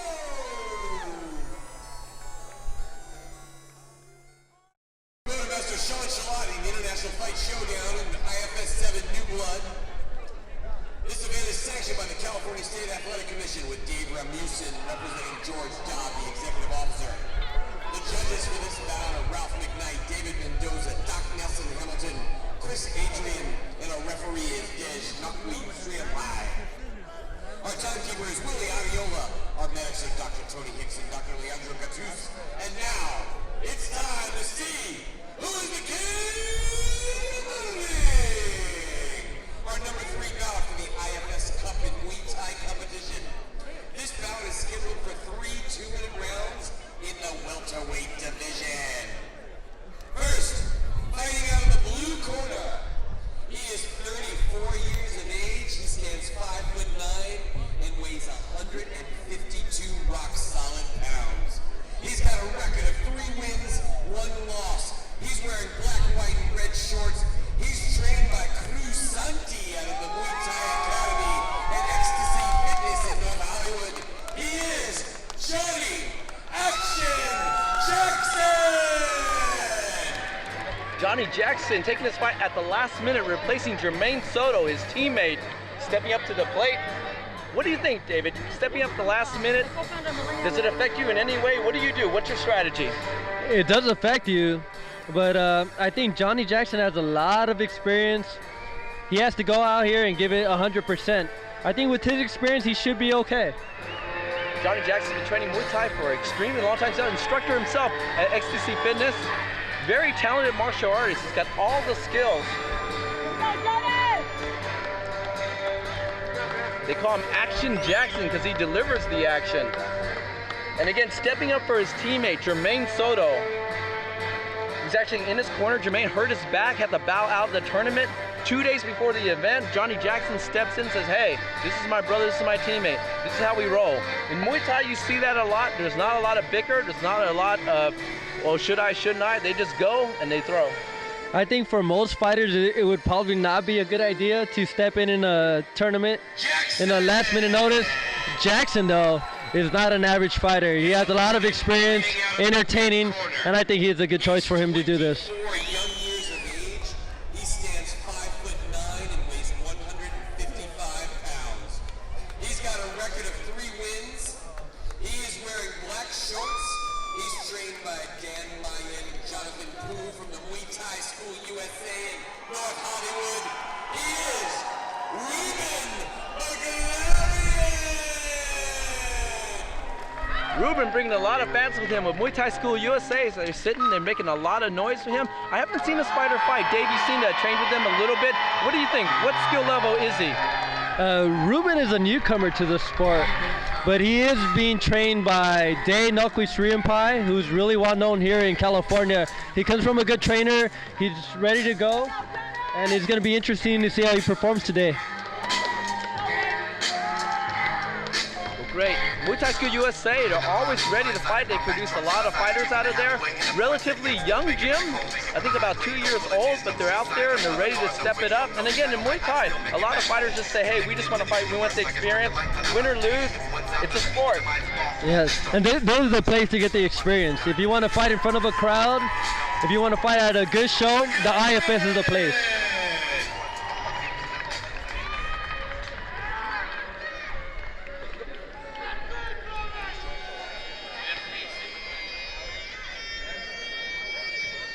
Both fighters wearing the ceremonial Mong Kong.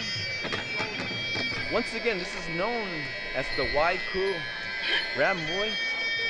Fighters are paying respect to their teachers, their coaches, their religion. A great way. You know, David, ancient Muay Thai was fought outdoors, just like we were right now.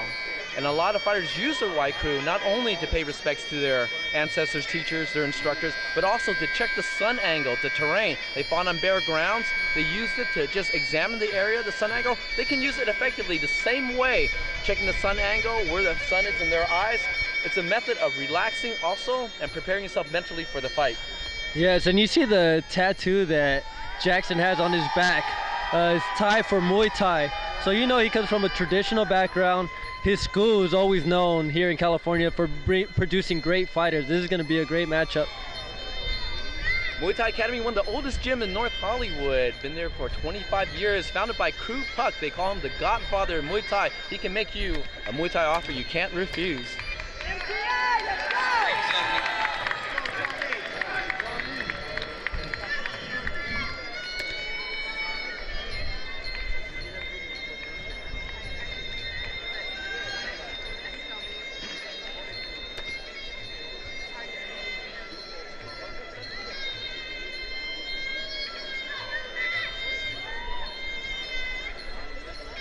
Ruben looks anxious to go. Yes, both fighters look as though they're in excellent shape, ready to go. From what I've seen of Ruben, he has heavy kicks. It's going to be dangerous tonight. Again, Johnny Jackson taking this fight on 2-day notice. Let's see if he can really step it up, do what he needs to do to earn a W.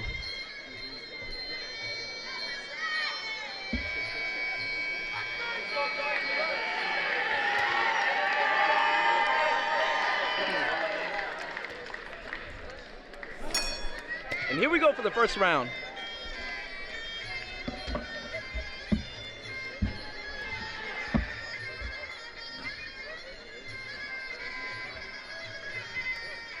Johnny Jackson with good foot movement. Has a little been training Muay Thai for more than 8 years. Johnny's going to want to use his experience. Fill him out for a minute. Nice kick there by Johnny Jackson.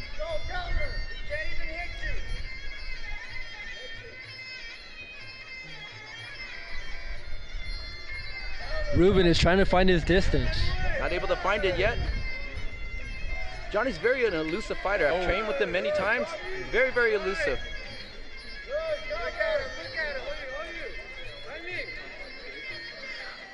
The experience is really starting to show here in the first minute of the round. Inside leg kick by Johnny Jackson. Get him, Johnny.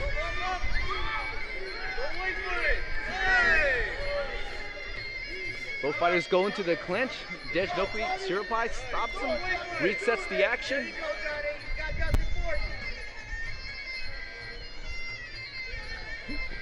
Johnny looking for that heavy left hand. Left hook or left uppercut, and there's the left hook. Following up with the right hand now. Ruben looks a little bit hesitant. When he throws, he kind of looks away and squints his eyes. A little mark of an inexperienced fighter. Big right kick by Johnny.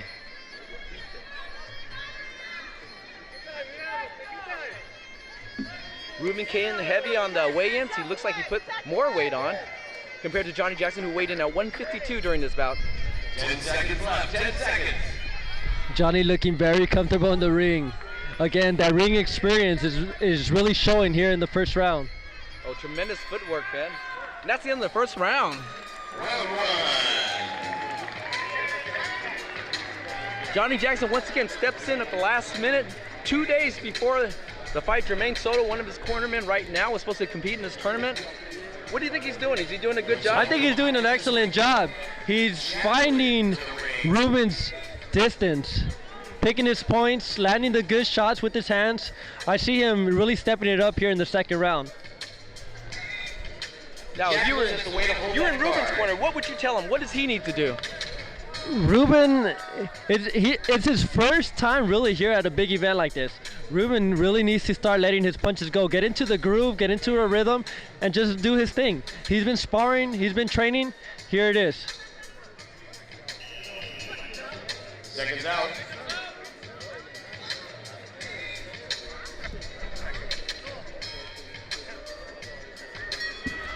Very strategic fight here. Here we go.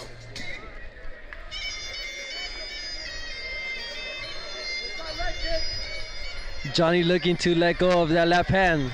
Look for the left hook, left uppercut, or a nice stiff jab. Johnny has the speed. He's a very good counter puncher too.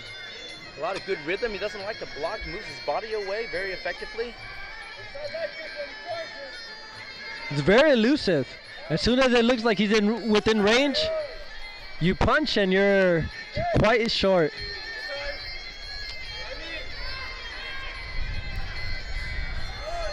Not a whole hell of a lot of engagement. Nice hand combinations by Johnny.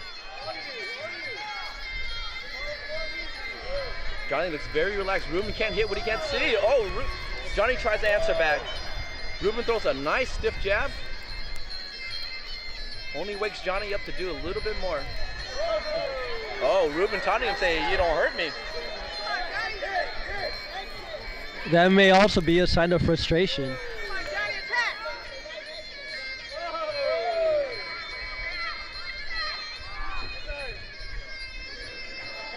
Just out of range. Come on, Johnny. Nice teep by Johnny. Again with the left hook. Teep, also known as the push kick. Teep's the Thai word. Also known as the foot jab. David, how effective is the teep using in Muay Thai? If you have a good teep, you're able to stop everything. Punches, kicks, keep them outside of the distance. Just Ruben missed. a little bit short on his mark. Not able to find a distance. Johnny moving very effectively. 10 seconds left. 10 seconds. Johnny changing to southpaw. Nice push to the face.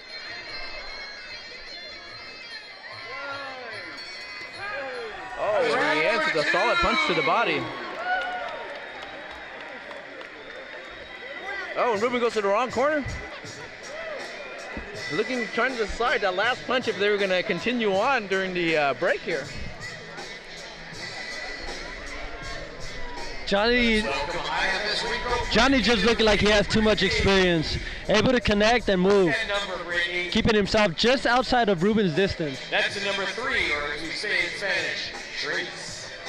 Dave, you know, the thing is with Ruben is when he blocks, he closes his eyes. And when you close your eyes and you get hit, you can't see where your opponent is. So you can't counter punch. You're not there. You have no visual. Once you open your eyes again, you see where your opponent is. He's already moved out of the way. It's something that he needs to work on. Again, he's looks very well conditioned. Looks like he's here to fight. But closing your eyes during defense is not really the right thing to do. Right, and that just shows some of the inexperience. He looks like he has a lot of heart. He just needs a little more rounds in the ring. Well, that's what we're here for. The IFS bringing out new talent. You only walk away, maybe with the win, but a lot more experience. Johnny pressing forward now. He seems very confident. Again, Ruben kicks and just out of the way. Throw it.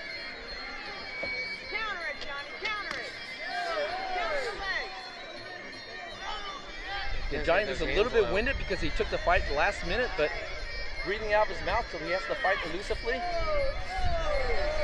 Big left kick by Johnny into the clinch. Neither fighter really landing any clean knees. Day Nakwi Surumpai, experienced referee, knowing when to break. Johnny's tired.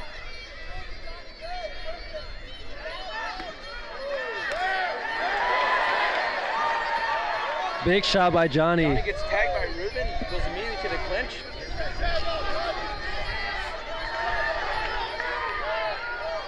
Again, if Johnny can make a move and fight defensively. round 3, right? Round 3 action. Ruben knows he kind of has to turn it on, so he's pressing forward. Johnny, he knows Johnny is tired. Johnny going for the clinch immediately. Johnny looks a little tired now. Johnny's definitely tired. Did not train for this fight. Again, taking it at the very last minute, fighting as a counter fight. Using his experience to carry him on. Jab, jab, there he goes again, and just outside of the distance from Ruben's right hand. Wow. Johnny fighting with elusiveness, scoring points and getting out of the way. Beautiful movement by Johnny. Ruben doing the right thing, pressing the action forward. You just got to catch him. Just got to really press the action. Go more than one coming, and that's it. Time.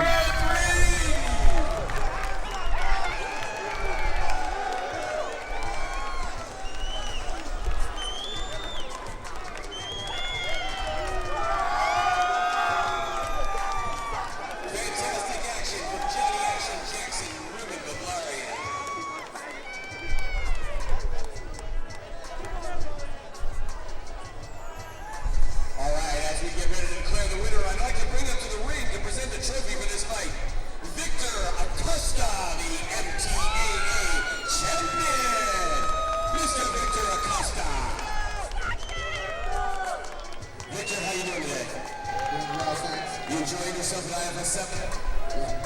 Fantastic. All right, gentlemen, can I have both fighters to the center of the ring, please? This fight was determined by unanimous decision. Judge Chris Adrian scores it 27-30. Judge Doc Hamilton scores it 28-29. Judge David Mendoza scores it 27-30. The winner, by unanimous decision, fighting out of the blue corner, Johnny Action Jackson. Today's trophy presented by Victor Acosta, NTAA champion.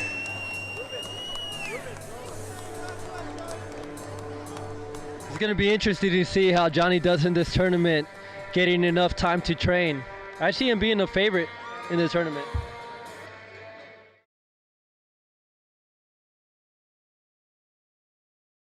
Ladies and gentlemen, promoter Master Sean Shalani and the International Fight Showdown present the IFS07 New Blood. This event is sanctioned by the California State Athletic Commission with Dave Rassman representing George Dot, Executive Officer. Our judges are David Mendoza, Doc Nelson Hamilton, Chris Adrian, and our referee, Tej Lokwi Shirpai. Our timekeeper, Willie Ariola. Our medics, Dr. Tony Hicks and Dr. Leandro Gaddis. And folks, now it's time to see who's king of the ring! This bout is scheduled for 3 2-minute rounds in the welterweight division. This man is sponsored by Clean Cutter Tiller Blades, age 20 years old, standing 5'9", weighing in at 153 pounds. He comes in with a perfect record of 5-0. Wearing yellow-black, trained by the Thai twins, fighting out of Sin Ramasoon in Netherlands. Give it up for Cody Clark! Hi, Ken Scott here at IFS7, enjoying myself at the Pico Rivera Sports Arena. I'm sitting with Muay Thai fighter David Huerta. David, tell me about a little bit of how IFS7 is going today. It's going great. We've seen action-packed fights the whole day. Nice knockouts, close fights, everything we want to see out of an event. You know, the beautiful thing about IFS7 is it's a combination of amateur Muay Thai, pro Muay Thai, amateur MMA, and pro MMA. And we're seeing the best of all worlds coming together here tonight. Yeah, there's nothing else like it. I haven't seen an event that holds all two, you know, MMA, Thai boxing, pro and amateur. This is great. David, I got to agree with you. This is one of the best events I've ever been to. And what I've got to say is, for the next IFS, I challenge you to a fight. I want you and I to fight in a no-holds-barred, bare-knuckle tournament. I'm doing it right here on national television. Me and David Huerta. That's it. And folks, opposing him in the red corner, he's 24 years old, standing 5'8", weighing in at 152 pounds. He comes in with the record of 1-2, wearing white shorts, trained by Joe Davison, fighting out of Red Dragon Martial Arts in Montana. Put your hands together for Joey Garcia!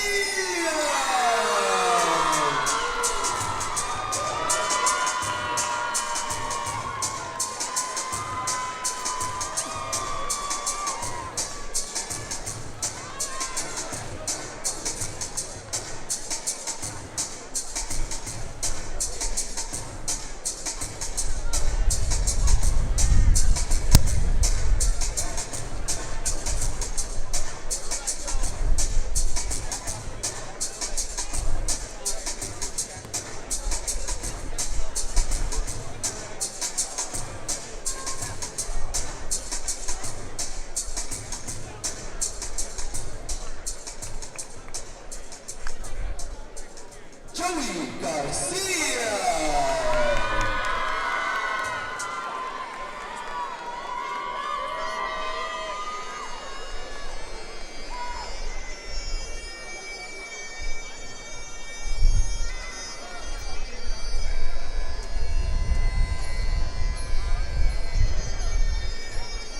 And folks, if you're new to Muay Thai, what you're witnessing is the white crew, the ceremonial pre-fight dance performed by fighters who train in the art of Muay Thai. It's a tradition done by many fighters who pay their respects to their teachers, their instructors, their religion, their parents. Many fighters are identified by the way they perform their white crew. The white crew, fighters before they enter the ring, bow 3 times as a trainer. Puts a speck of dust from the ground on top of their head, skips over the first rung of the steps. Climbing over the ropes in Thai culture, the feet is considered dirty, the head is holy. So they always want to climb over the ropes, not letting their feet go higher than their heads. Many fighters can be identified by the white crew dance, from which camp they come from. Again, it helps fighters relax. And also, ancient Muay Thai was fought outdoors, just like today. Many fighters use the white crew to check the sun angle, the terrain on the floor they're fighting.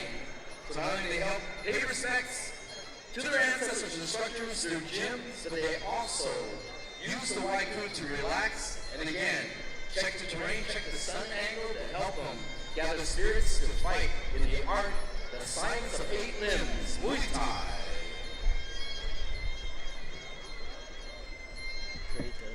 Great.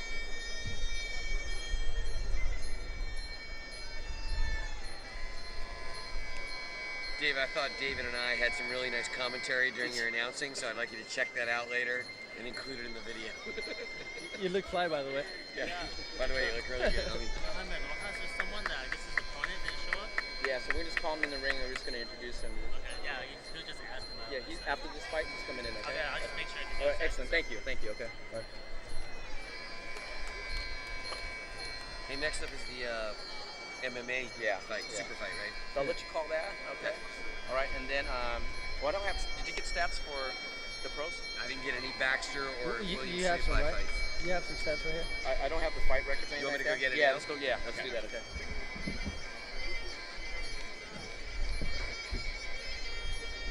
Again, this is the final fight for the IFS Cup, the 8-man elimination tournament in Muay Thai.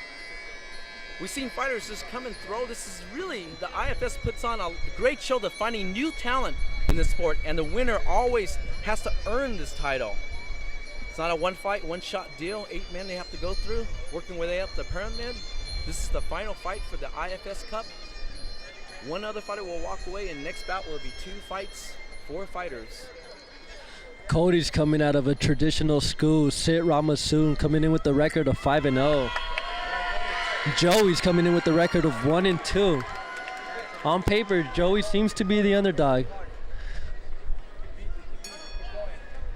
And here we go for the first round. Top of the jab, top of the jab. Pop that jab out, pop that jab out. Make sure check that.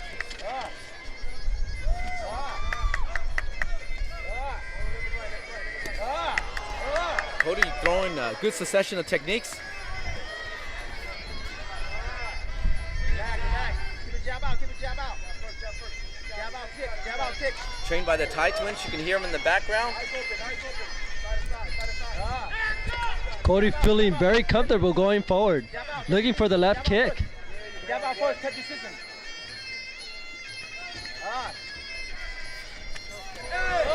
Big left hook for Cody. Good combination being tossed there. Joey trying to protect himself. Again, Des Nokri Sirpai, a Muay Thai fighter himself, working as a referee, able and knowingly stops the action when the fighter is in danger. That's when the fighter goes down on 3 rounds or slips. Cody throwing a series of punches, a barrage of punches. As Joey tries to cover, nope, no knockdown, he slips down. But Cody able to throw a good series of punches. Keep it long. Left leg, left leg. Left leg kick followed by the instructions of his coach by Cody Clark. Oh, a nice kick there. Upset the timing of Cody Clark with the low kick. Big right hands and right kick by Cody. Going in with the fly knee. A lot of heat on a lot of the action there. Slip. You're winning, you're winning. Cody, you're winning, you're winning. Take your time, you're winning, Cody. Joey's trying to find a way in now. Left, right, left, right, left, right. You got right leg too. Big hands there, trying to finish off the 10 seconds. Joey misses with a spin back fist. He's hitting him. A barrage just stops the action. Oh, but that is the end of the first round.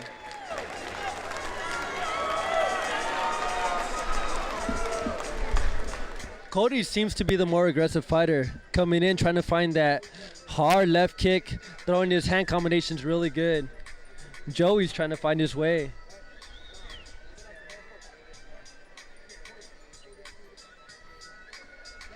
So, David, if you were in Joey's corner, what would you do? How would you tell him to step it up, or what he needs to do for the second round? Joey really needs to start letting his hands go. As soon as Cody steps in for the kicks, he's got to throw his hand combinations. He can't be moving back the whole time. He really needs to start moving forward now to make this a closer fight.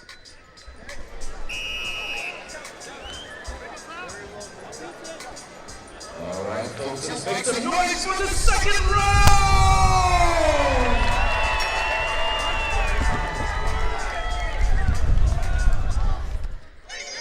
Big left hook by Cody to start the round. Cody feeling very confident after this first round. Let's see if Joey has to change a game plan.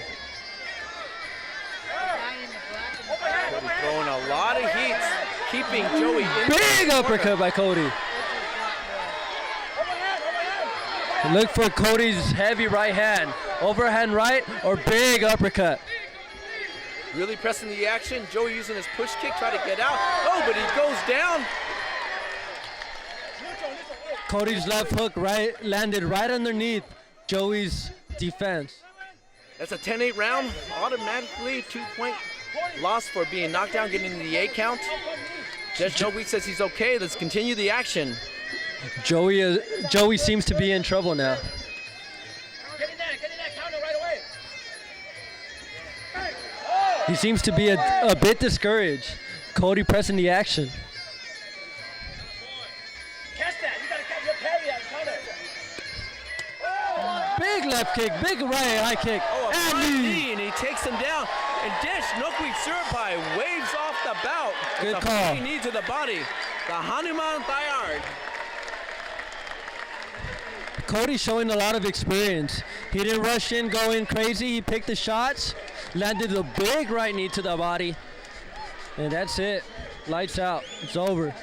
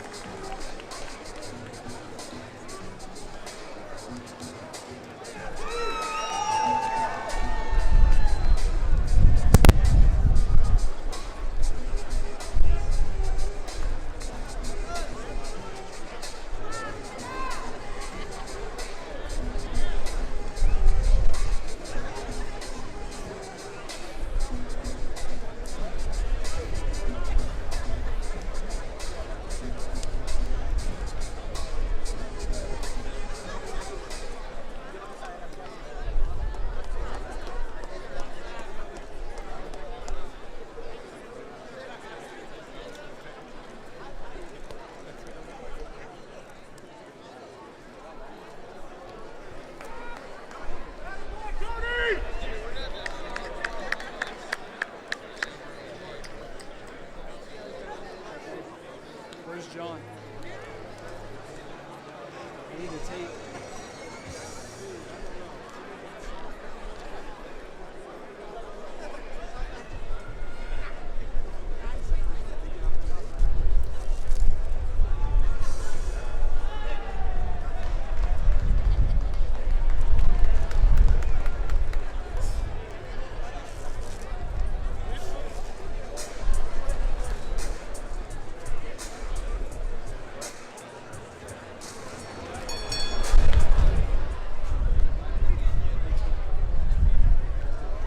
Ladies and gentlemen, let's put our hands together for both of these fighters! Our referee, Dash Nokweeds, hereby stops the bout. 1 minute and 14 seconds in the second round for the winner by way of knockout. In the blue corner, Cody Clark! And folks, let's give a round of applause for his opponent, Joey Garcia!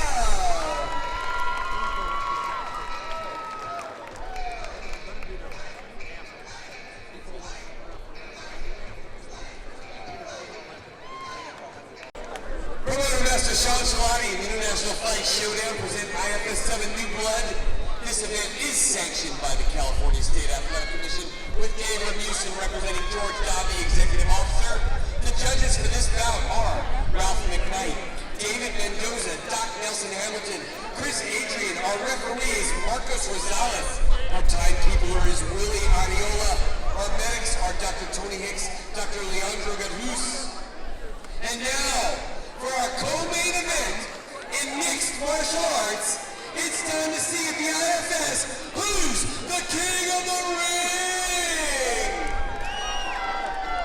This next bout is scheduled for 3 5-minute rounds in the lightweight division. First, fighting out of the blue corner, he is the NAIOP and Men's Sports Champion. He's sponsored by Bite Me Mouth Guards, One Shot, Vindication Iron Fist, and Spradley Clothing. He's 25 years old.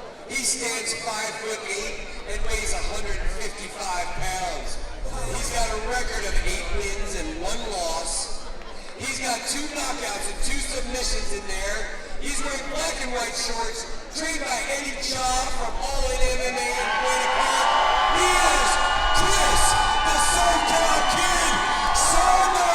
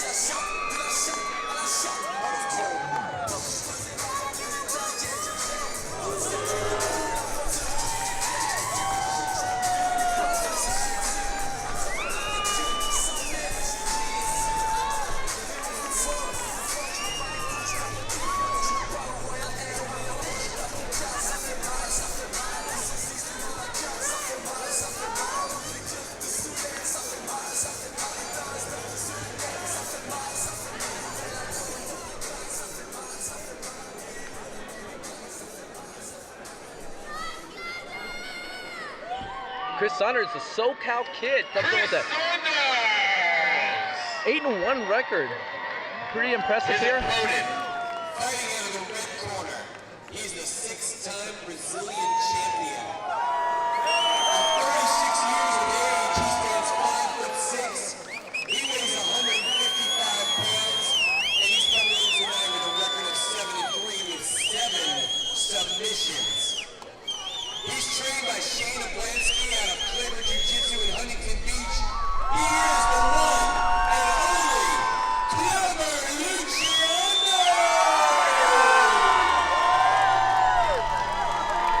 advance with Kleber Luciano, one of the Brazilian Jiu-Jitsu's hallmark instructors. Again, Kleber, Brazilian champion Jiu-Jitsu. Comes in with a lot of fans, a lot of support. Big fan favorite here. Both fighters coming in with really good records. Chris, half of his fights have not gone the distance. Two by TKOs, 2 by submission. Kleber's actually the striking coach for Tito Ortiz. He's actually the first person that's tapped out Tito Ortiz. And he's been on the Ultimate Fighter as the striking coach for that. And coming to the ring with this striking coach, Shane Oblonsky, a California State Muay Thai champion and MTAA national champion.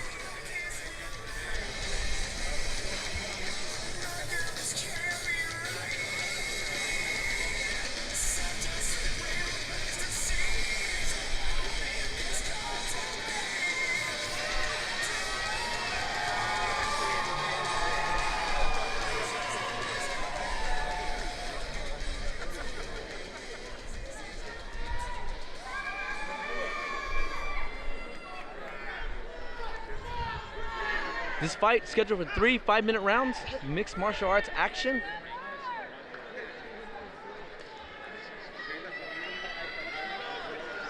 Kleber is a black belt in Jiu-Jitsu under the famous Royler Gracie.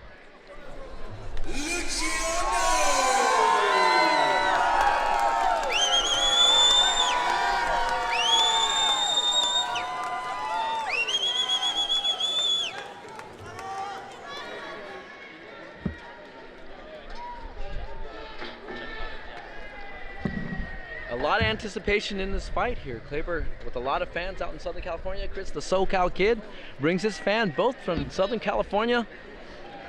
Great support here in mixed martial arts for this MMA super fight for the IFS.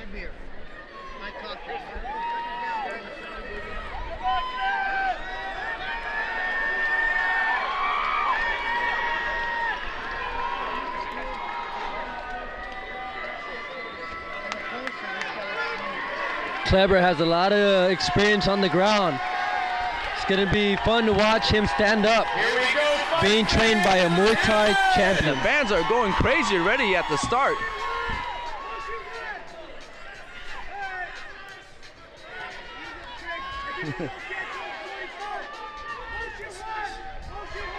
Chris with the white trunks, Kleber with the red. Chris says he's going to go and strike, do his moves. Big right low kick by Chris. Oh, big hand there by Kleber. Goes in for the clinch. Kleber looking for the shot right away. Of course, he feels comfortable in the ground. Both fighters looking for position in the clinch.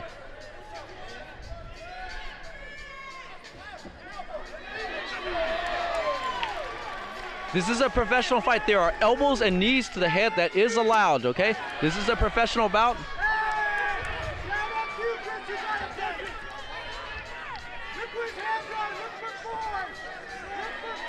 Big left kick by Chris. Looks like Kleber gets tagged, gets a leg kick. Right hand. Chris throwing a series of punches. Throws in a knee. Very good striker, Chris Saunders. Oh, throws a Superman, left Superman followed by a right low kick. Kleber says nothing, come on. Kleber encouraging him on. It's not affecting him. He wants him to keep going. He's trying to go for the takedown. He's got the leg, takes him down. Oh no, but Chris able to get back up. Single leg takedown attempt, and he brings him down. Oh, he's got him in a lock. Guillotine choke. Chris has his left arm in there. It should prevent the choke. Good position for him. And they're back up. Both fighters very confident. Chris with big punches, big swings, man.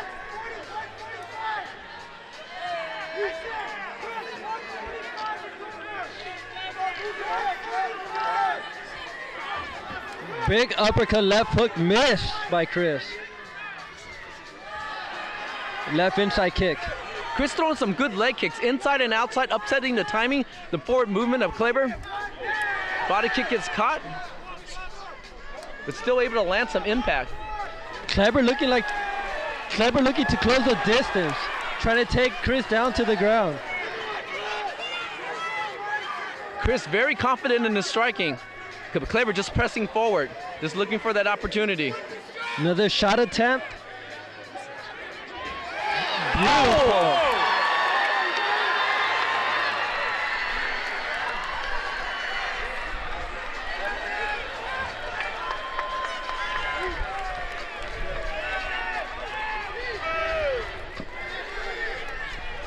Very nice arm throw there by Kleber. Again, doesn't really expect him, comes in with the punches. Kleber's walking right into Chris's punching range, not showing him too much respect. Still looking for the takedown, another shot attempt. Kleber said he will wear down Chris Saunders. This is part of his strategy of wearing him down. This is a 5-minute round. Mixed martial arts action, unlike Muay Thai, not a 3-minute round. Chris doesn't appear to be worried at all about the takedown. He looks like he's in excellent shape and ready to go the 3 rounds.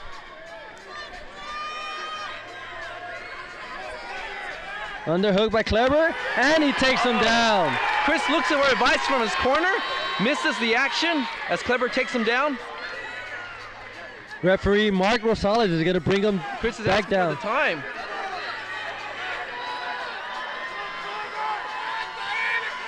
Side mount by Kleber.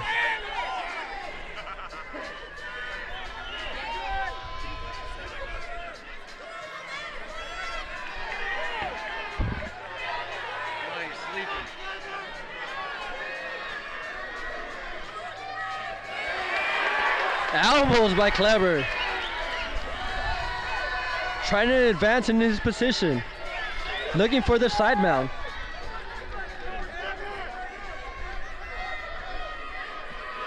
Kleber very comfortable on top. Throwing some punches to the ribs.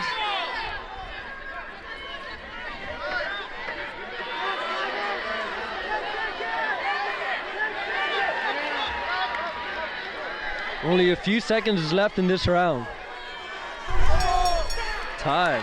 And that's the end of the first round. Great action here. Mixed martial arts action, the IFS Super Cup with Kleber Luciano versus Chris Saunders, the SoCal kid. They call Kleber the professor, an instructor at Kleber Jiu-Jitsu. Both fighters looking fresh after the first round. In his corner, Shane Oblonsky. Shane Oblonsky, Muay Thai fighter himself, champion in his own right. Shane Oblonsky coming out of a big victory over Su Yan from China. He's an experienced Muay Thai fighter, giving instructions to Kleber in the corner.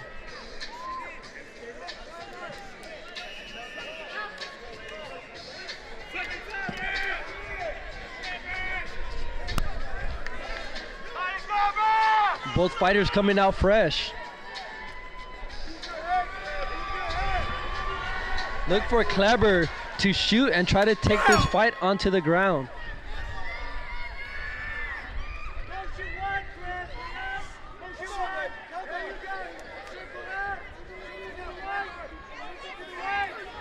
Oh! Big uppercut by Chris. Grounding and pounding. Big left hand, big right hand, and they caught him. Lights out, the crowd is going wild. Chris with a beautiful arsenal on the ground. Catching him with the... Kleber getting very anxious with the takedown, trying to take him down. Chris catches him, knocks him out, finishes off with a barrage of punches. Kleber is down. Once again, the officials are...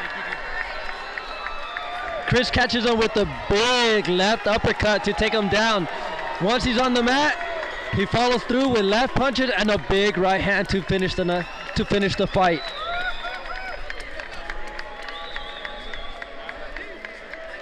Chris told me in the corner room he was going to knock him out. He did just that.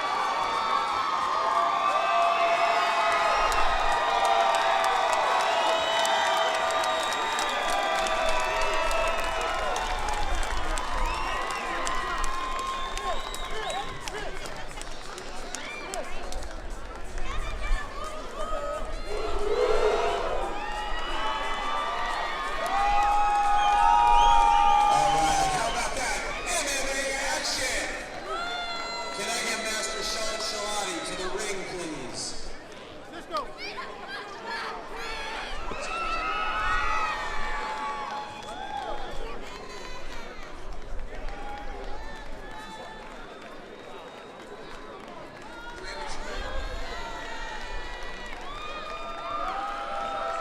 Presenting the trophy and the award for this fight is the promoter and founder of IFS, Master Sean Shalati. The winner at 22 seconds of the second round by knockout, Chris Soundcat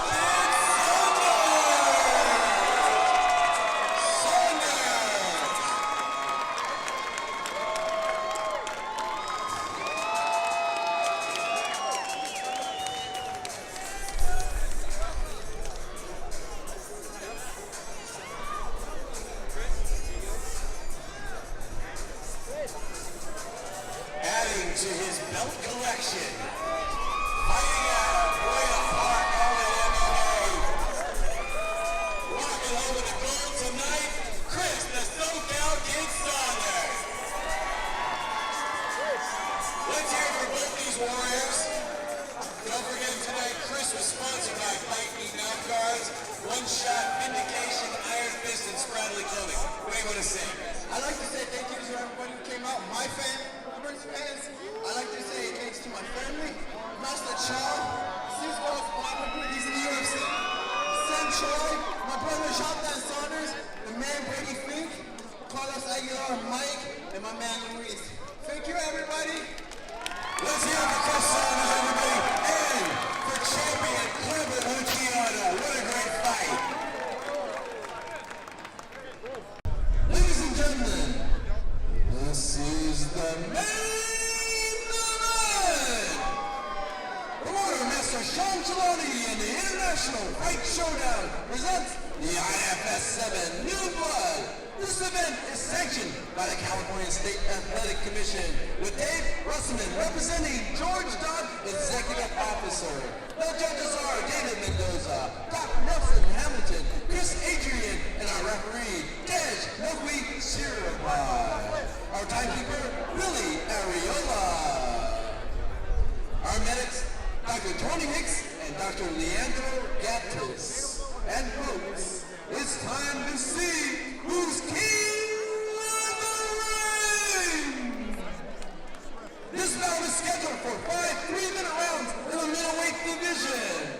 First in the blue corner, he is the WBC, IKKC, IMTC, IKBA champion, 38 years old, standing 6 foot tall, weighing in at 58 pounds.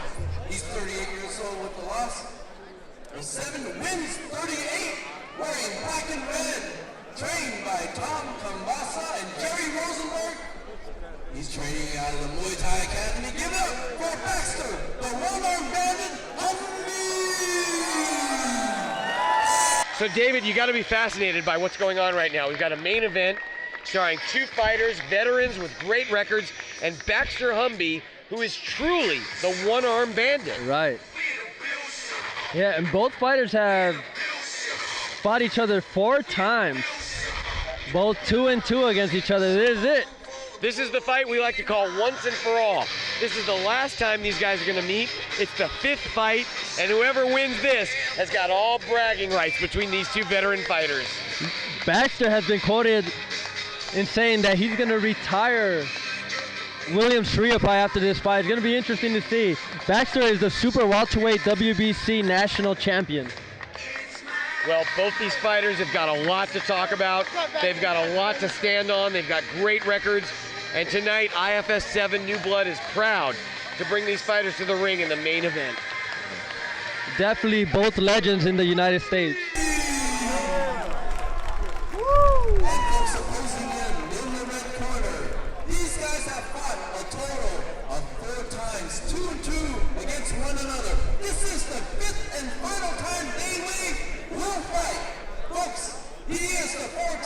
Champion, King 1 and King of the Cage veteran. He's 39 years old, standing 5'7", weighing in at 164 pounds, with a record of 29 wins, 9 defeats, 15 by way of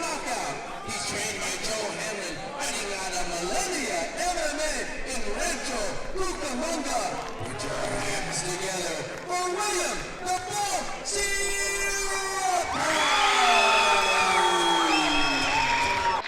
Sriapai was quoted saying that he's gonna humble Humby tonight. Well, I know both these fighters have been talking a lot of junk over the last couple weeks, especially William Sriapai. Baxter Humby's been focusing on his training. Tonight, they're gonna lay it all on the line. This is it. This is a lifetime of training for these two. 5 fights, the 5th fight. This is the fight that determines who's the winner once and for all. That's right. The talking stops. The fighting begins right now. I only wish I knew who was doing David Huey's hair, because I would go to that same person. It has to be Supercuts. I'm betting on Floyd's 99, David. Let's take that bet.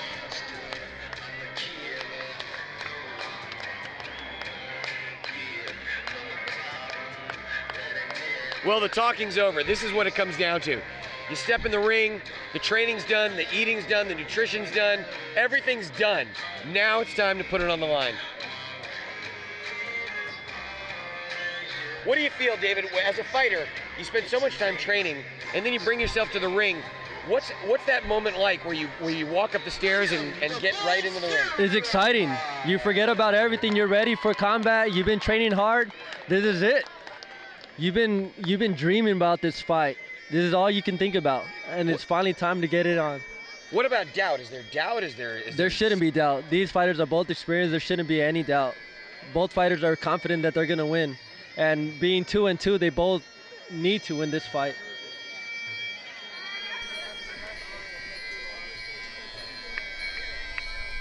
I mean, hard time reading your writing, and my writing too, man. What?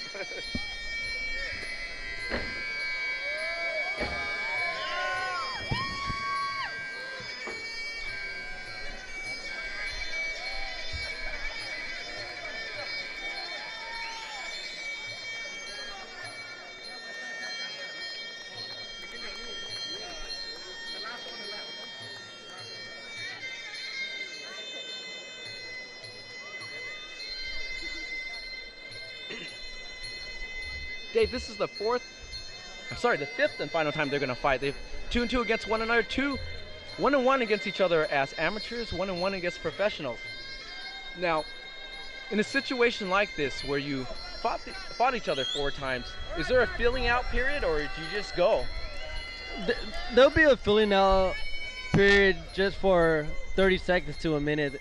Both fighters know exactly what to expect from each other. I think they're going to pick it up right away.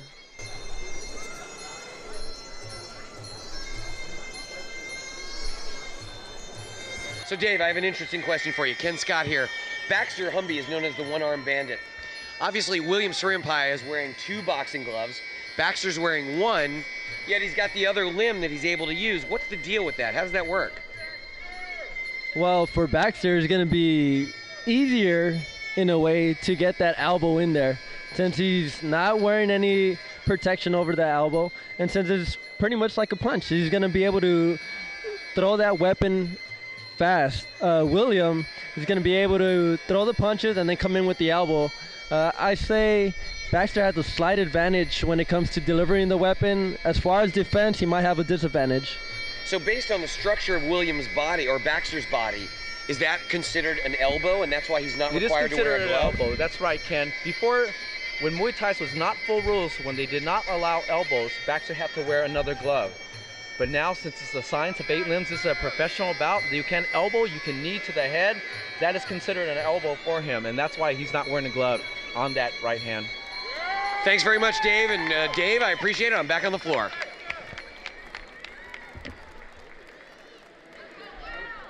Baxter Humby trained very hard for this, and I know because I'm actually his pad holder and trainer.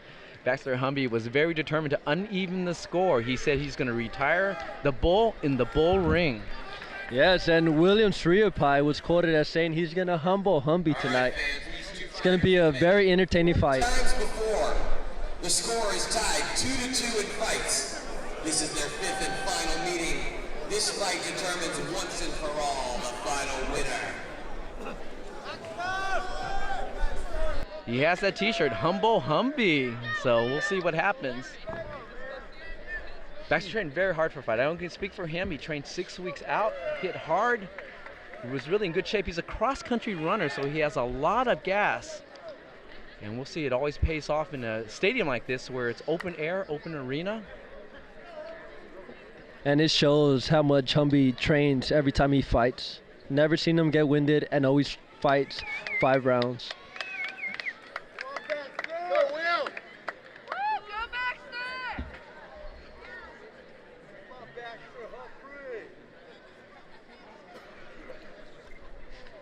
Five rounds, 3-minute action. 3-minute action for professionals. Before we see an amateur at 2 minutes, and now we're seeing professionals. Let's get it on. Here we go.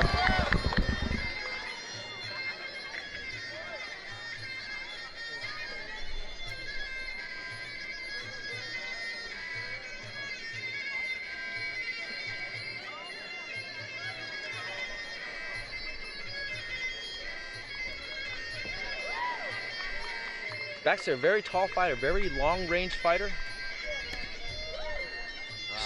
Shriopai trying to figure out that distance. Again, they fought 4 times before, so they know the range. Filling out process now. Baxter switching it up. Switching to a southpaw stance. Shriopai stepping in with the big left kick that just missed. Kick cross combination we worked on in the gym quite a lot.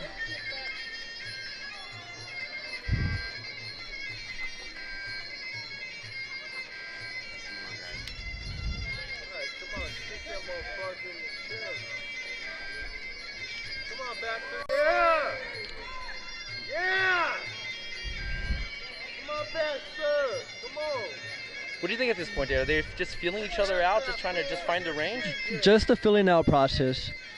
First round of the fight, can't expect too much. Look for William to get it going with the punches. Look for Baxter to set up with some hard kicks.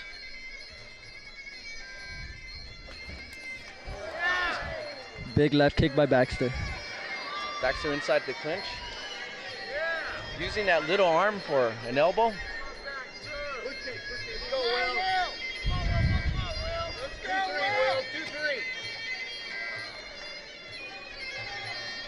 Neither fighter wanting to make a mistake. Baxter's a very slippery fighter. Likes to counterpunch, likes to make you make a mistake and make you pay. See, Baxter's starting to use his footwork now. Kick cross combination, scores to the cross. William acknowledges. But these guys are pros. They know what each other's got. They've been hit a lot of times. A lot of experience with these guys. Big left kick, left punch by Baxter.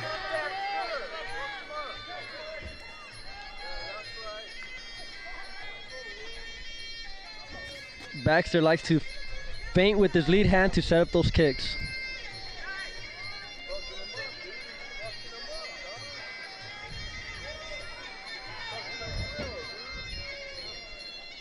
William kind of go for a low kick sweep.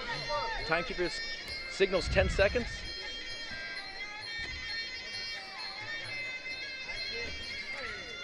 Swing and a miss.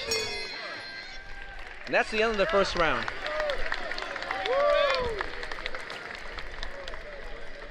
Dave, at this point, how do you see this fight? Well, how should it go? Which should each corner be telling them what to do? Even so far, the fighters were trying to figure out the distance. I see Baxter setting up those big kicks. William is going to need to step in, get in range, and land those punches.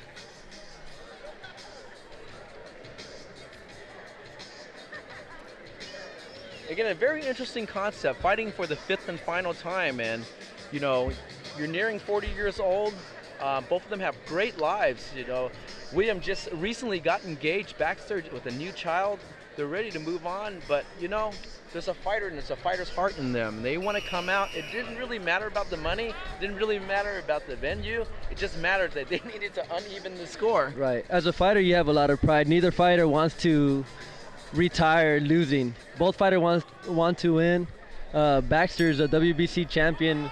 William has been a champion for many years. Neither fighter wants to lose tonight. Okay, well, first round was feeling out. Let's see if the action steps up. William moving in. William trying to close the distance, setting up with his hands.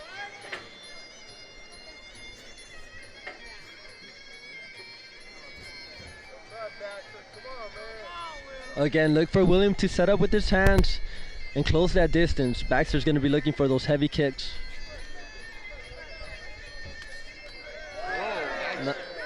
Nice left hook by Baxter. Followed up with the left hook.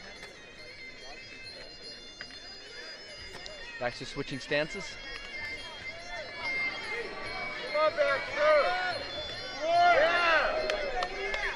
Very long-range fighter, Baxter Humby.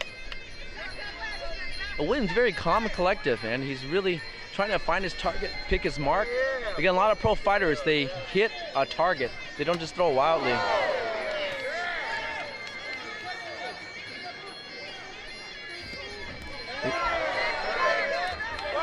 Baxter Humby, nice push, knocks him down. It looks as though William is having a hard time trying to find his way in on Baxter. A lot of people ask me about Baxter Humby. Baxter Humby is a very slippery fighter, very elusive.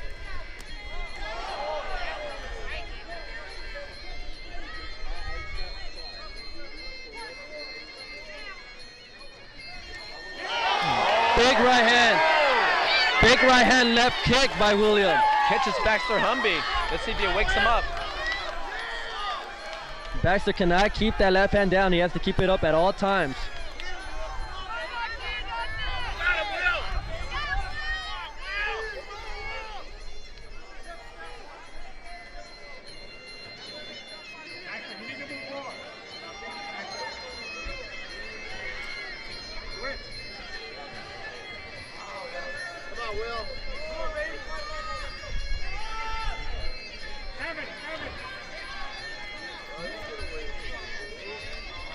Again, you have to respect the power of William Sirapai.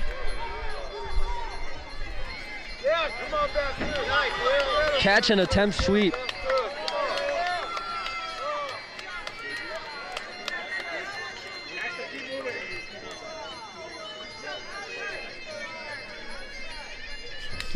Williams switches to southpaw now. Looking to set up that left kick. Hard right kick.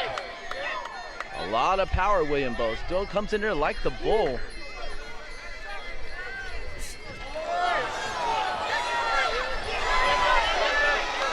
Good, very strategic action. Dave, you look at this action here, it's more like the chess of Muay Thai. Very strategic. Each fighter trying to find what they do best, how they move, how they work. Yeah, Baxter seems as though he's trying to make him miss and make him pay for every mistake. William is trying to really come in with those heavy hands and set up the kick. He caught him good with the right overhand right and the left kick. Well, again, these fighters are very deadly. One blow, one hit can change the tide of the course here. So in this situation, Baxter throwing good, William answering back very fine. At least I tried, dude. Tell him to go to his left-hand side, dude. Go to the left-hand side. And William Sirapai himself feeling very confident this time, connecting. This is the third round. Let's see if they turn on the pace a little bit. Yeah, it's traditionally in Muay Thai, the third round, the fighters really pick up the pace. The first two rounds looks as though they're even. Baxter taking the first, Sirapai taking the second. Baxter Humby going back to his footwork again.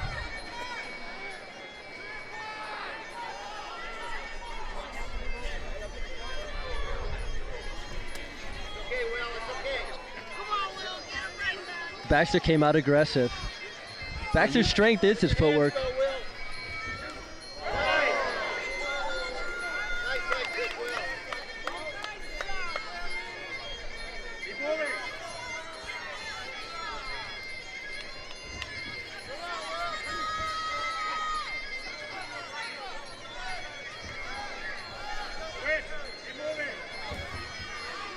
Neither fighter wanting to make a mistake.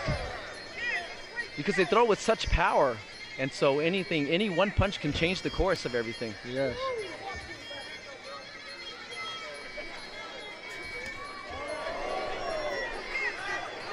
Williams says no, that didn't hurt him.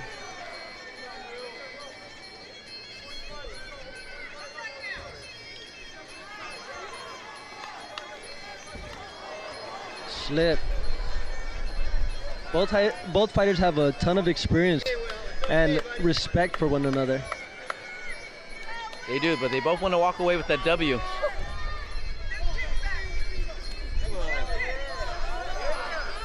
Nice push kick to the body by Baxter.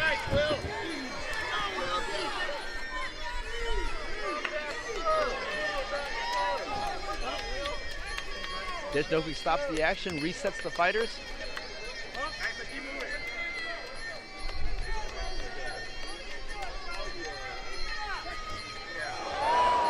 Oh, high kick attempt by Baxter. Baxter's really pressing now. Aggressive, throw the head combination there.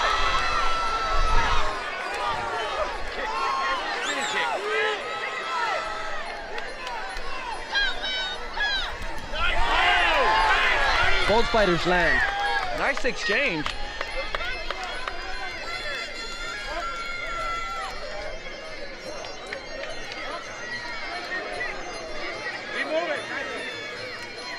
Oh, a spin back fist there. A little bit on the forearm.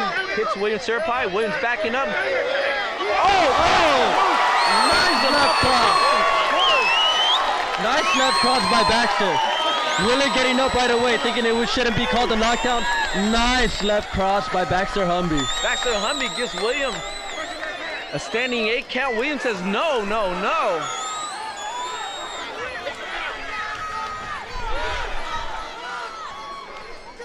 Baxter really starting to come on now.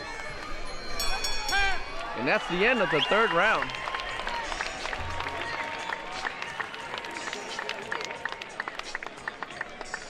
Good call by experienced referee Day Nakwi Sriampai. Oh, what do you got the cards on? I'm sorry? What do you got the cards on? The cards? I don't understand what you mean. So David Huerta, Ken Scott here, calling from the floor. I noticed that William Sriampai is fighting with the armbands on. What's the deal with that? There's definitely some controversy going on in California about wearing those or not wearing those. All right, no problem. Yes, there is. That's traditional in Muay Thai. Fighters in the past were given those by their parents or trainers before they went out to war or before they went out to fight. It's something that's looked down as tradition. The California State Athletic Commission has started implementing the rule that they cannot wear them, mainly because it stalls the action. Right now we haven't had no problems with that, and me personally, I think it's great for the fighters to be wearing them.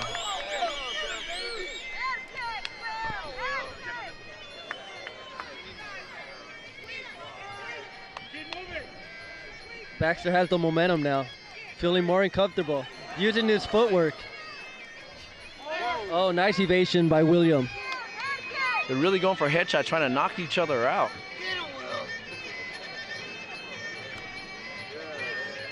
Sriampai really has to step it up now. Big left hook missed by Baxter.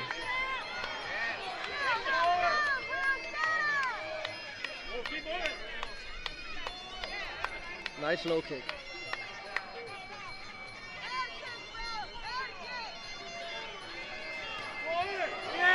Big hand there by Baxter Humby. Push kick. Works for Baxter Humby. Leg kick by Baxter Humby. Sriampai standing right in front of him. He's not discouraged at all. Left hook, right hand, missed. William looking for that counter punch. As soon as Baxter Humby throws, he wants to leap right on in. Nice, Will, nice Dave, this is Ken from down here at ringside. It looks to me like William Sriampai has a little bit of a bloody nose going on as well. Looks like Baxter may have bloodied his nose. Doesn't look like it'll affect his breathing. The air is really cool today, and they look very full of gasoline.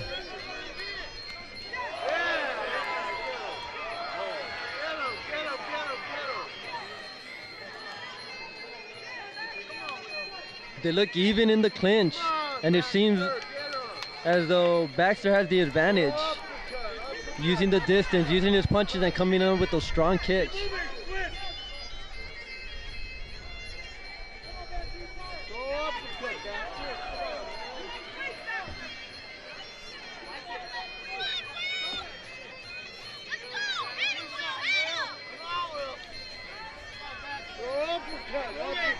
Will's looking for the headshots only. You think he should change his strategy a little bit?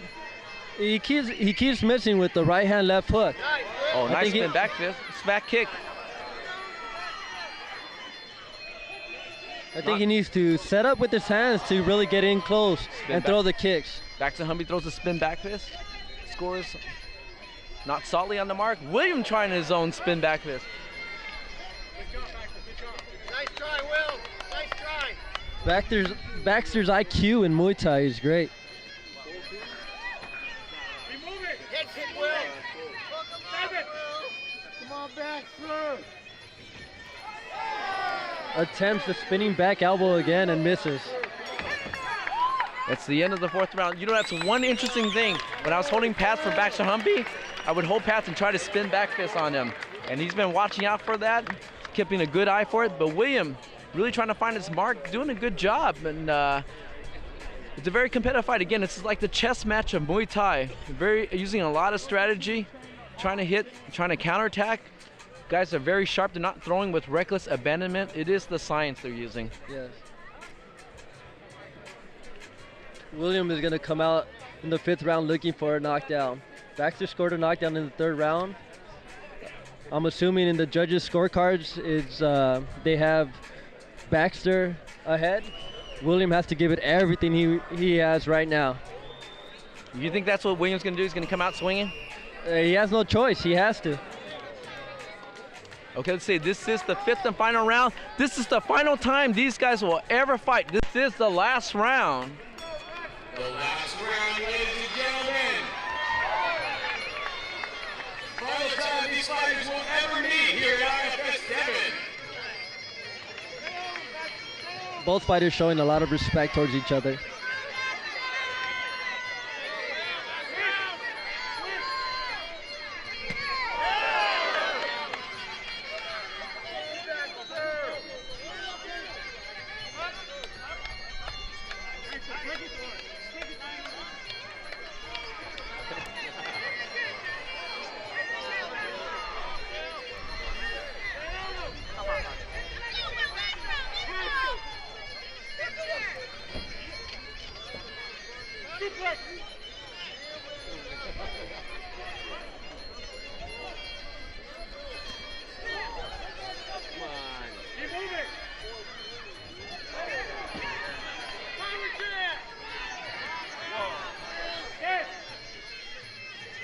Sriappai needs to give it everything he has right now. Going for the sweep. He rushed in. They call him the bull. He rushed in there like the bull. Baxter feeling very confident. Baxter's looking sharp tonight. I haven't seen really any major blows landed on Baxter tonight. Left hand, left kick, left hand landed on the bull. Again, William looking for the big punch. He's only aiming for the head. He's going to try to set it up. Oh, and William tried his footwork. Oh, beautiful left kick by Baxter. Onto the clinch. Experienced referee Nakui Sriappai letting them work. And if they do work, that's a mark of the experienced referee.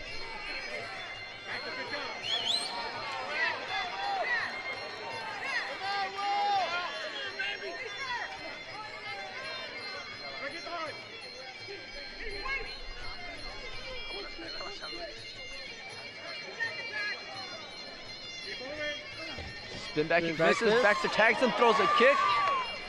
They're willing to mix it up.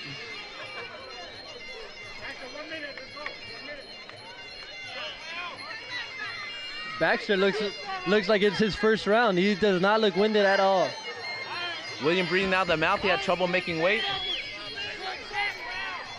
That's not. Cornerman hits the mat, and that's really a bad thing. Confuses the fighter. Come on, guys.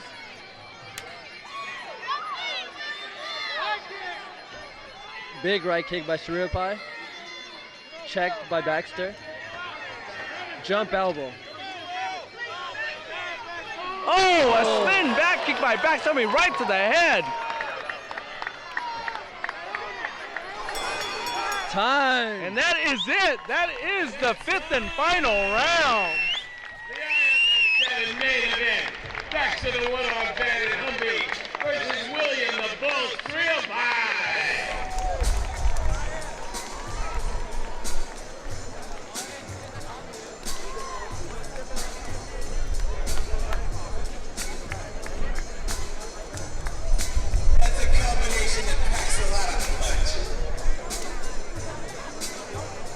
as I like to say, that fight sure had some kick.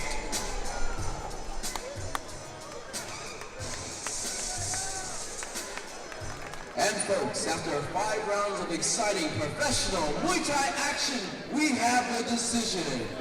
Judge number 1 scores about 45-49. Judge number 2 scores at 45-49. And judge number 3 scores at 44-50 by the winner by unanimous decision. In the blue corner, Master, the one-on-one